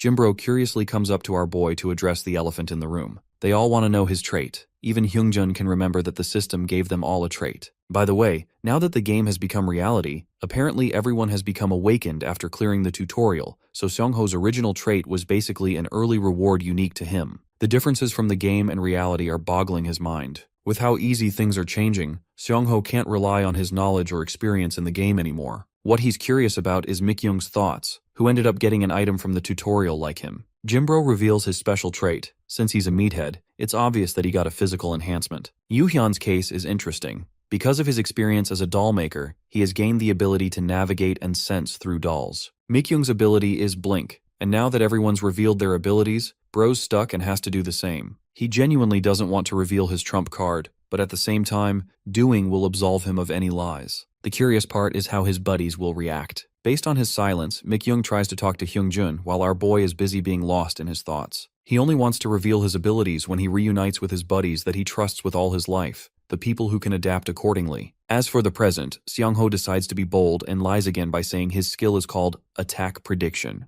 Yuhyun is excited because this implies Seong-ho won't be caught in any ambushes. However, our boy downplays himself by explaining how he can read the enemy's attack like an afterimage. Smoothly transitioning the topic, he asks for their next move. The coach wants to discuss things with Bora and the other guy, but for now, his goal is to level up and survive at the same time. The information Seong-ho gave them before Doomsday included information about the shop unlocking facilities. That's why Hyungjun intends to prioritize it, and then he'll kill the bastards who tried to touch Mikyung. Seong-ho is glad to see this guy acting up. It only means that sharing that information was worth it. Curious, Yuhyun barges in and asks about our boy's level, which is interestingly a strange question. The reason he's curious is because our boy ended up slaying the tutorial boss all alone. If he managed to do that, Yuhyun thinks it's because Seong-ho has been hunting zombies from the start. He's making a few more interesting observations when suddenly, Hyungjun comes along and starts rear choking him like no tomorrow. It's just my guess, but I'm starting to think that both Mikyung and Jimbro want to cover for our boy. Even Seong-ho can notice this, and realizes that they're looking out for him, to the point Hyungjun accidentally choked out the poor kid. With the discussion concluded, our boy wants to head back out for his solo mission. His homeboy stops him to share some snacks and binoculars Yuhyun made. It's handy equipment, and Hyungjun entrusts it with his buddy, recalling every other time he helped them. Hilariously, Bro even mentions his split with his wife at a strange time. At first, Hyungjun didn't want to state the embarrassing reason, but I kid you not, this meat-headed dumbass split with her because he didn't want to sacrifice his muscle. Every time he ate with his wife, he pretended to eat, and genuinely didn't want to lose his lean physique. Bro's such a gym bro he left his wife for the gym, and his fucked up example is being mentioned just because he wants to advise Seong-ho to talk about the embarrassing things. Based on their reactions, Seong-ho is starting to realize that both his friends understand that he's lying to them. Right as Hyungjun turns to leave, our boy grabs his arm. adding that once their levels get closer and they get more experienced, he'll choose to survive alongside them. With that closure, Seong-ho distances himself from his buddies once more, assuring them on his return later. Shoveling snow, Seong-ho can't believe that it's gotten intensely cold when it's supposed to be hot at this time of the year. Bro is genuinely fed up with these insane changes, but at least he got all the necessary supplies into his storage bunker, or else things would have been screwed. Things don't look that bad. His defensive line unintentionally ended up getting reinforced thanks to the ice shards, so there won't be any goblins trying their luck here for a while. The original plan was for Seong-ho to dig a moat, but with the kind of cold he's experiencing, he understands that the ground is frozen, which means there's no point. Right now, he's got to organize the current situation and adapt his future plans. Let's go back to the purpose of the game. Survival Life is meant to be an only survival game. Players are supposed to equip up to 5 items at a time, with a convenient slot of 10 skills to store. When the limit is exceeded, the oldest skill is replaced, and that's the worst part. The player involved needed to be the dominant predator, doing all kinds of things to become ruthless in their lifestyle. But that logic only exists in the game. The real world will have confusing variables like Mikyung's arrival, or Hyungjin's claim of not seeing any checkpoints. From these instances, our boy believes that a patch change must have occurred in a week where he didn't log in, so he's operating blind. That begs the question, how should Seong-ho manage his strategy right now? His plans haven't changed. The main goal stands the same. He wants to load up on supplies, get even stronger skills to ultimately survive. At the moment, he just has to do what he's always done best. In order to do that, he maps out a journey to the Otherworld's forest. Here, moat construction and owlbear extermination are necessary goals to secure the valley. In the real world, he intends to farm festival fireworks zones and keep a close eye on the villa party. For his mid to long-term goals, Bro tries to think, but his brain melds at the thought of being overwhelmed with work. Seong-ho is done thinking rigidly and wants to be fluid, so the moment it hits midnight, he'll head out to Gwangali to farm the fireworks zone. To focus on a simple mission, he readies his weapons. The scene cuts to a different location, where 2 people are bullying their subordinate for being so useless that he can't even open a can. The leader tries to whack some sense into him for talking back, but his side chick stops him. She sweet-talks him and suggests they grab a drink, but this man is terrified that Seong-ho must have survived somehow and also received an awakening. His primary goal is to kill our boy as soon as possible, not knowing that their target is casually overhearing this conversation, realizing that this dude is more obsessed than the girlfriend. He wonders if the goal here is to burn the house down. Seong-ho thinks there isn't any room for him to show leniency, even if this action puts him at risk. He exposes himself to the punks, who immediately aim their weapon at him for coming outside. The guy can't fathom why Seong-ho has come outside at this hour, but our boy simply reasons that it's safe at night because of the condition of the zombies. People can move freely as long as they avoid creepers at dawn. The other guy taunts him for being a newbie, acting like a big shot. He adds that the third condition for the zombies to appear is if they're at level 7 or higher. He's only at level 5, so keepers won't come out either. Our boy praises his knowledge, but confidently adds that the information that In-hak shared with him is actually a lie. While this fodder is confused with Seong-ho's words, my guy adds the element of surprise, scarily revealing that his new strategy is to raid their hideout instead of farming fireworks. Bro thinks Seong-ho's gone crazy and orders his lackeys to take him down. Suddenly, the trio is terrified by the approaching sound from their left. It's a keeper-class monster, haunting them down. Seong-ho runs off after baiting them while they continue to chase after him in hot pursuit. The idiot with some kind of speed buff is confident in catching up when suddenly, the dude slams his face into the invisible portal. The hit is so abrupt that he breaks his nose and hits the ground instantly. The others don't stop and continue to chase Seong-ho. By the way, the keeper ends up slaughtering that guy instantly. They choose to split up by going opposite ways, when suddenly the woman runs into a bonehead creeper at the verge of explosion. Unfortunately, it's far too late as she's obliterated to a million bits. With how many explosions I'm seeing, I'm surprised this story isn't directed by Michael Bay. The impact sends the arrogant punk on his knees. Now he's groveling to escape, not even knowing where everything went wrong. The keeper is about to savor his flesh, but with a little bit of resilience, he smashes his weapon as best he could into its head. The creature barely moves its neck, experiencing no damage from the hit. The game is over. The nightmarish monster extends its jaw so wide that the pitiful punk loses all hope and accepts his fate. And then chomp goes to his head, ending the scum of the earth. With the beautiful end, our boy comes along with his rifle to aim at the creature from his portal. To deal the finishing blow, Seong-ho pulls the trigger. The shot goes straight through from the creature's back, and watching it merely stagger instead of collapse from the hit suggests that even the bullets he's firing are weakening because of the disease. Despite that, it's not like there's no damage. The gun's a rifle, so Bro's hammering down the monster with consecutive shots, repeatedly blasting the creature until it drops dead. Both his targets were now killed, increasing his level to 12, netting 20 points, and acquiring terrain detection skill again. Even though he killed a person using indirect means this time, to Seong-ho, the intent remains the same, and so does the burden.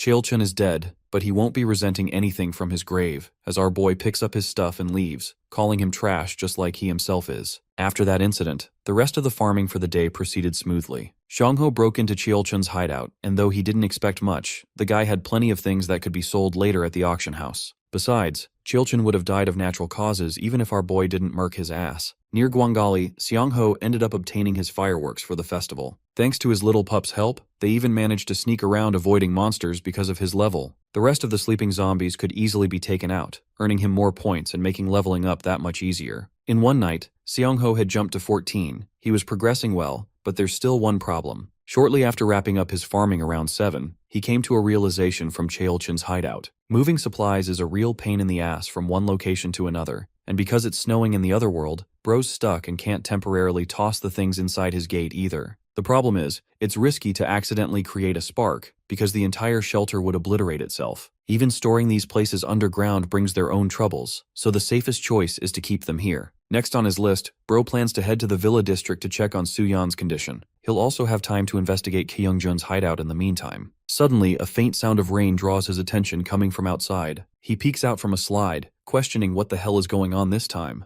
Then came a typhoon storming the real world for 2 whole days, allowing our boy to return to the other world to finish the digging of his moat. It's here that Seongho realized any excessive movements would put him in danger in the cold. A whole day passed just like that, and when he finally came around finishing the moat, bro was done with life and didn't want to touch anything again. The pleasant thing is that the weather slowly warmed up, reducing the ice fragments until they totally collapsed. Peace has been achieved after the brutal cold, a sunny temperature normal for human beings. With the brutal cycle ended, bro checks on the typhoon situation outside and watches literal tornadoes annihilating the city. The Awakeners in the real world have their movement restricted because of it, so this allows our boy enough time to focus on the next part of his plan. In the same other world, he heads deep into the forest. By the way, guns were actually the ultimate cheat code in a game like Survival Life. It wasn't really a special reason, it's just that they were introduced late into the game and could only be unlocked after the metal plague resolved. Suddenly, Dingo senses something and heads right, only for our boy to find the owlbear casually sitting by a lakeside. The little guy made navigation incredibly easier for Seongho with the perfect route.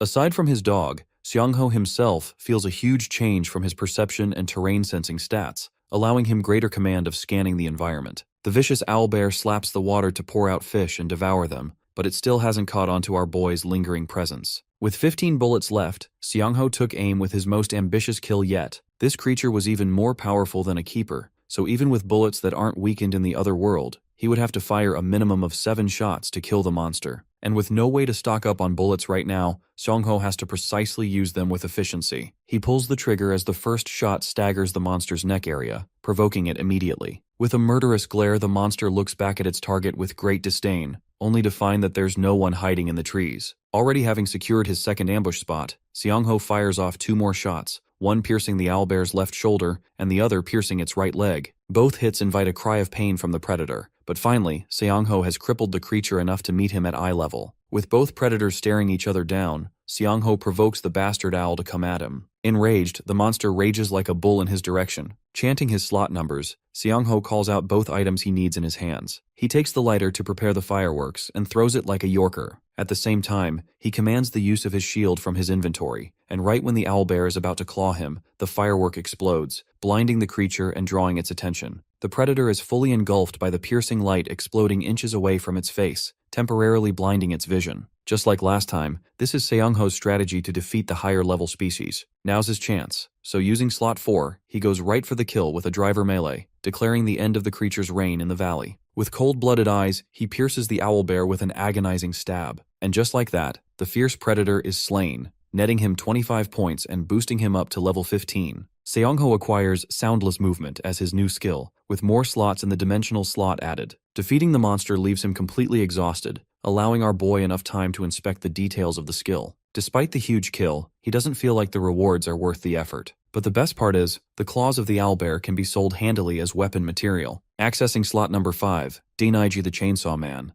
Seongho intends to gather as many resources as possible by cutting up the creature's remains. After all that hard work, bro savors the meat and enjoys its premium taste. Dingo has already had 5 pieces and still wants more, so Seongho throws a fish into the little rascal's mouth. He really wants the cute thing to grow up fast so they can make new combos and even help him solo hunt. Interestingly, our boy notices that the furball actually did grow in size. With their bellies full, it's time for the gang to start moving again. Seongho is curious about the auction house skill, which he acquired after accessing level 15. The house features are simple. A fee of 10% applies flat, with 2 options to list or retrieve items. The fee was only 5% in the game though, so it's quite the rip-off here. Tapping on retrieve items, our boy notices a shocking detail. Someone has already listed an item before him, which meant there's a dude out there so strong that he climbed up to level 15 faster than our boy. Seongho composes himself, understanding that some awakeners are naturally blessed with combat-style traits, so them being higher level than him would be completely normal because our boy's gate skill isn't for combat. To inspect the details of the listed item, Seongho opens the comment section,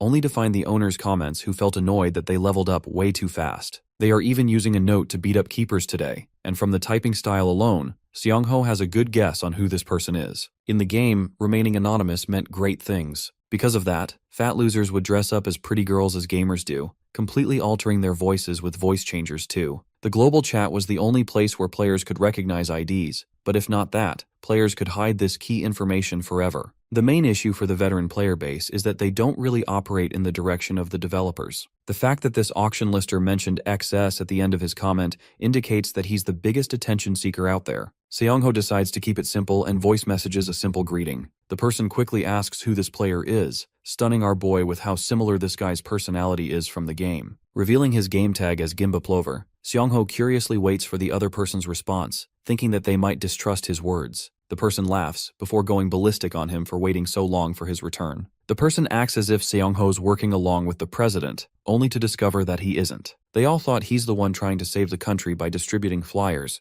and Seongho agreed to share this information with the government. He's confident that some other person is working alongside the government with knowledge of the game. By the way, the dude is revealed to be shredded, and understands that revealing one's trait is practically suicide in the game. It's hilarious that this guy's username is Rabbit Princess while being so jacked. The same guy surprisingly wants to share details of his own trait, feeling unafraid as both of them will soon move together. The trait is called Resurrection. Apparently he can spam the crap out of it by expending points. This is the reason his level shot up to 17, with his skills including physical, elemental, and special resistances. Curious in return, the old friend asks about Seongho's trait, but much to this guy's shock, our boy refuses to delve into it. Rabbit Princess is stunned, but Seongho emphasizes having severe trust issues in life, to the point he hasn't disclosed the information even to his closest ones. He clarifies that he actually really trusts his buddy here but prefers speaking face to face, and instead of feeling mad, the guy actually understands him. As a gift, Rabbit Princess tells our boy to quickly access the auction house again. When Seongho searches it up,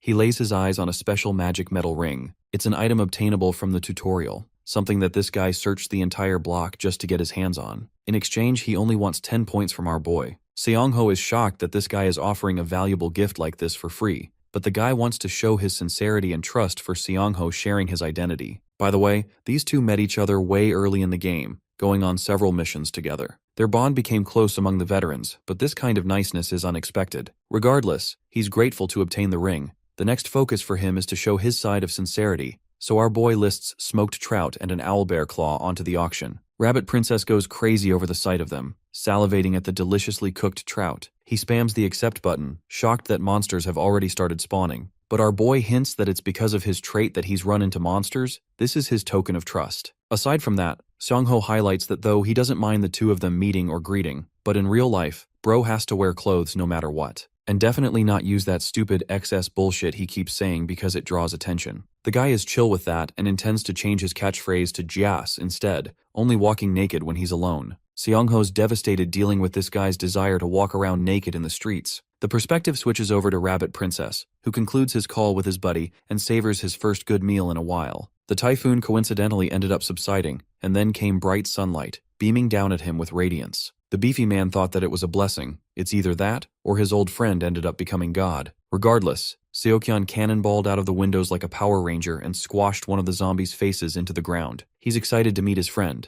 gaining a sense of warmth after a while. Bro chucks the zombie like a ragdoll and has his fun, but then comes a problem. Seokyeon forgot about his own hideout, because on top of all the good skills he has, bro is a shitty navigator, which gives me major Zoro energy from One Piece. 3 days flew by since the typhoon's collapse. Party members in the gym were adapting to the apocalypse, Yuyan had already reached level 5 and could send dolls to farther locations. Using his paper plane, he sent a letter to Seongho, revealing their interest in moving to a taekwondo studio near his house. There was also news of Kyung-hoon and Bora coming together as a couple, and shockingly, Hyungjun managed to reach level 10 with his dedication and unlocked the shop. Each time he received such notes, he would further advise his friends by pointing them to useful locations he'd prepared in advance. Then he sends the paper plan back, hoping that the information would help them farm easily like he did. Next, our boy Chance opened the auction house again, recalling that he needs to touch up with Seokyeon, who replies slowly lately. Bro's currently beating the crap out of zombies on his way to Busan. Even in the game, and like in reality, from level 15 and onwards, the required points to level up doubled. This is basically called the Hell level zone, where grinding becomes tough. Seongho pops the status window, recalling how points and levels have a slight ratio to them. In order to hit level 16, he needs to kill maybe 100 zombies. It's not an impossible goal if he focused his efforts on hunting, but in our boy's case, he's got other things to focus on that he's looking forward to. 2 hours passed, and in his shelter, Seongho has received an exceptional mithril knife as a gift from his tiny buddies. The little beetles forged it themselves too, even tossing him the rare ore material they agreed upon. Seongho reminds these tiny dudes that they're just a bunch of beetles, so it's impossible for them to make something like this. His words rage-baited the cute bugs, so he decided to trust them. However, in order to test their skills, Seongho offers them a coin, instructing the beetles to make something with it. The cute baby plucks it in its claws and starts nibbling with its teeth. Within moments, it creates a replica of the knife out of a different material. Bro is just as shocked as I am the beetles are actually skilled. What's impressive is how they sharpened the tiny blade,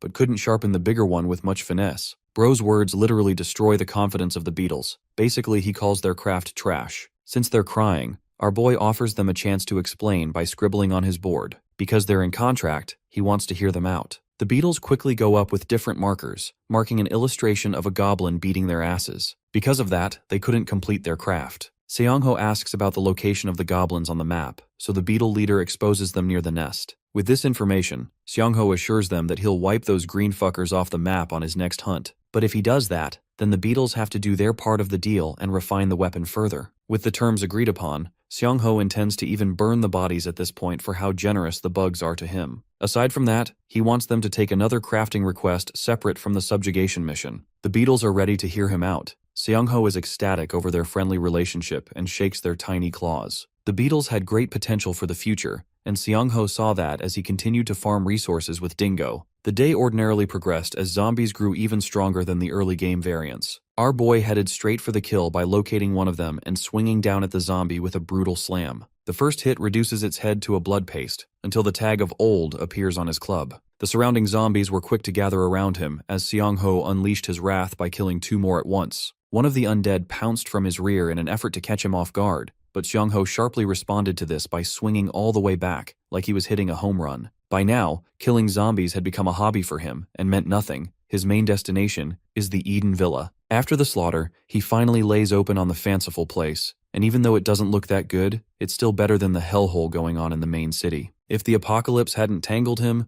even our boy knows he could never afford to be in such a location. The real question bumming him is if Suyeon's even alive. There hasn't been any contact with her, but Kyungjun and Bora seem to be doing well for non-awakeners at least. It's also been officially confirmed that awakeners can't spread the zombie spores to non-awakeners. Our boy isn't really worried about Suyeon, even if she ended up becoming a zombie, honestly. Bro is not a simp at all. All he cares about is the location of the villa. This location is in close proximity to my dream, in other words, Kyungjun's own bunker. Then there's the government-built time shelter located nearby too. Seongho instructs his pup to get on his back, because he'll be using the broken elevator to climb up top. The location is fitting for survivors to gather safely, but also the same location where the most amount of conflicts could occur. Climbing all the way to the top, Seongho realizes how exhausting it would be for the average person to do what he just did. The fact that there was an intentional installation of the rope means that Suyeon is the one responsible for safeguarding the place. Walking in the hall, he finds the apartment unit and gives it a knock. A voice from inside roars at him, thinking that he's some other person. Suyeon uses the slider hole to warn the person not to come near as there's a murderer near them. Suddenly, she's shocked to see our boy instead of someone else she was expecting. Seongho greets her and explains that he actually came for the medicine money based on their intended exchange, and while it's a valid reason, it's psychotic to care for something like that in the middle of an apocalypse. The baddie calls him weird, but his weird riz is charming enough for her to invite him inside, as she intends to explain everything regarding the murderer to answer all of Seongho's questions. The moment both of them sat on the couch, things were unveiled with Suyeon dumping crazy information. She was going on and on about her rambling, sometimes going so fast that bro was getting lost. To summarize what happened, the shelter serves as the center zone. 3 other parties live in surrounding zones. There is Party C, composed of 10 people, who wanted to open the time shelter to share the supplies. The remaining 2 parties refused, and suddenly a murderer stabbed someone, appearing on sight. Based on the sheer number of party members alone, our boy assumes that the person involved has to be Gyeongjun, with the murderer being one of his own subordinates. As for his ability, it's possible that Gyeongjun requires the creation of a proposal for his mind control ability to truly function. Think of it like a condition, like when Lelouch has to look at someone's eyes to command them in Code Geass. Seongho had to play really dumb with Suyeon, refusing to let her be dragged into this mess. The situation of the killer appearing only after the party's rejection of the offer stands out the most. Party B and Suyeon's side lost members because of the murder. C-Team, on the other hand, didn't lose anyone at all. Then there's the question of why Party C would choose to open the time shelter far sooner than it should be opened. Seongho is unsure, but he learns about Suyeon's healing trait. She can heal minor injuries, but it's good enough. For a person like her who is in a support position, hunting is going to be really difficult. Support players don't have any level ups, which makes them realize that the leader of the Party C is not a combat type awakened and has some other kind of trait. Such a person would require the need of materials to level up faster, or at least this is our boy's current theory. She actually thinks he might be right, because the leader's strength doesn't indicate the strength of his followers. With that confirmed, Seongho also adds that the group must share some personal burdens, forcing the leader to take drastic measures. Their theories line up perfectly, but Seongho is really curious why Suyeon hasn't met up with her teammates yet. Apparently she had plans for today, not to go farming, but rather receive someone for a confession. This is genuinely strange. Suyeon highlights how her group is full of idiots, which is why she lost her fuse when opening the door. They're the types of people who only prioritizes one need above all, the ones who only care about lust. This is a unique situation not even our boy was ready to hear, but Suyeon thinks it is understandable, as her teammates aren't really bad people. She asks about Seongho's intentions from here on out, who shares his plans of scouting the time shelter. The idea seems dangerous to her, but he assures Suyeon that it'll be an observation mission and nothing more. The zombie waves are also going to make sure that the whole team isn't summoned around the area, making it safe. Before leaving, Bro hands her a golden luminescent stone as a gift. It's a substitute for a candle, and it's an item he unlocked using the shop. She's stunned with his progress, while Seongho promises her that if his missions go smoothly, he'll return the debt he has to her with interest. In the next scene, Party C and its leader are situated at the time shelter site, discussing the purification process. His men reveal the killer's activity of eliminating another B-Team member. Survivors have been moving with supplies, but they're confident that the B-Team zone will be eradicated soon. As for the A-Team, they're curiously not doing anything at all. To make them act, he orders them to kill another person from their party to force them to act. As for their whereabouts, the A-Team has been difficult to track lately, but they've managed to spot a female member, that being Suyeon, heading towards Eden Plaza. Fixating on her as their next target, Kyungjun uses his ability to command them to kill her. As for the other guy they've been looking into, the man is a mystery with his identity unconfirmed. The assistant even lowers his head in apology, but Kyungjun is pissed off with the state of things. He knows for a fact that this guy is in Busan, but the big question is where. Kyungjun wants to find that guy quickly, because lately, he hasn't been getting any points even when his linked members are making kills. His trait has that crucial flaw, and if he doesn't fix it soon, then the player known as the Unknown, the same guy who possessed paralysis poison even before the apocalypse arrived, would swallow him whole. Basically, Bro has been traumatized by Seongho and needs to see a therapist fast. He also wants to reach level 15 by a certain date of the auction summit, so the other regional leaders don't treat him lightly. All this dude cares about is his image, when suddenly his men bring him a bunch of zombies. Kyungjun praises them as he takes a Molotov and tosses the bottle just underneath the horde. The bottle makes its way to them until they're all incinerated. This nets up 40 points, boosting his level to 9, but there's still 6 more levels he must overcome. Kyungjun commands everyone at once to follow 3 important tasks. The first task is to locate the lock mechanism of the time shelter. The second requires capturing more zombies so that he could level up further. And finally, the third is the one he has deep resentment for, to track down the player Unknown. While he's busy barking orders, our boy is happy to see this guy riled up from his portal. He hopes Kyungjun isn't too impatient. After all, Suyeon is going to help him, and the hunter who is trying to look for Seongho will become the hunted.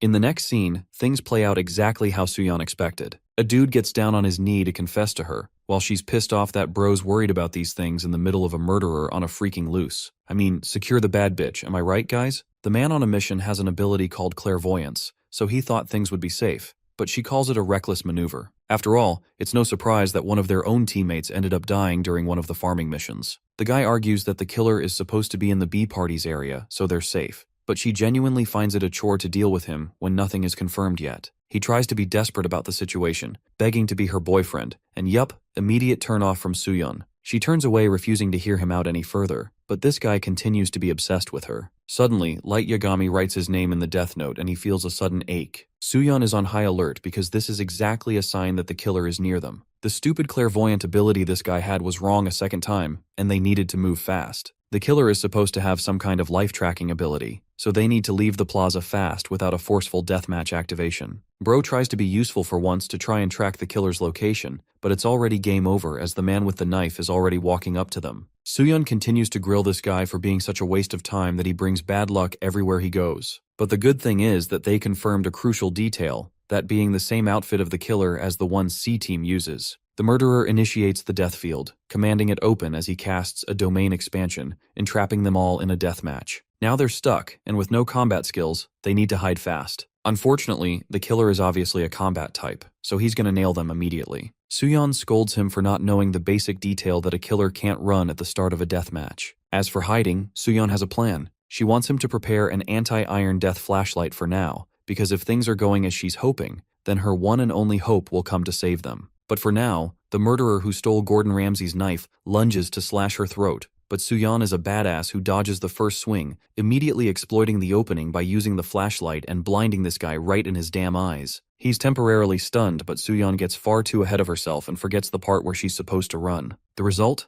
The girl is suddenly smacked the fudge out with a punch that sends her flying. She crashes several feet back, spewing out blood from her mouth, realizing how stupid she was to celebrate too early. The killer approaches her to finish the job while she begs the other rat to help her. The same dude who was begging to be a good boyfriend ran off like a coward, which only makes Sooyeon even more happy that she didn't accept his shitty confession. As he runs off, she thinks about the fleeting nature of life and how she's inches away from death as the killer raises his blade to end her. Suddenly, a voice soothes her as Seong-ho asks why she's closing her eyes. Our hero has popped up front to protect her, bashing the knife away. Next, Seong-ho hammers this dude with a crazy kick to the gut, giving him the same treatment as he did to a woman. Sooyeon watches as our boy offers his hand, reminding her that she's not supposed to think about dying here. In the next scene, he lets her patch herself up, confirming that the C-Team's leader is indeed a psychic type with the ability to brainwash others. That's also the same reason why his party is so loyal to him. And as for her wounds, they're slowly healing thanks to decent recovery. Seong-ho also shares that the other guy who tried running away ended up getting killed as bait. She tries thinking about Han-song's death, but he tells her not to dwell on anything meaningless. Their current problem is dealing with a killer who has insane regeneration and durability, to the point even Sooyeon is questioning if they've got no solution. Seong-ho confirms that usually this is the end goal.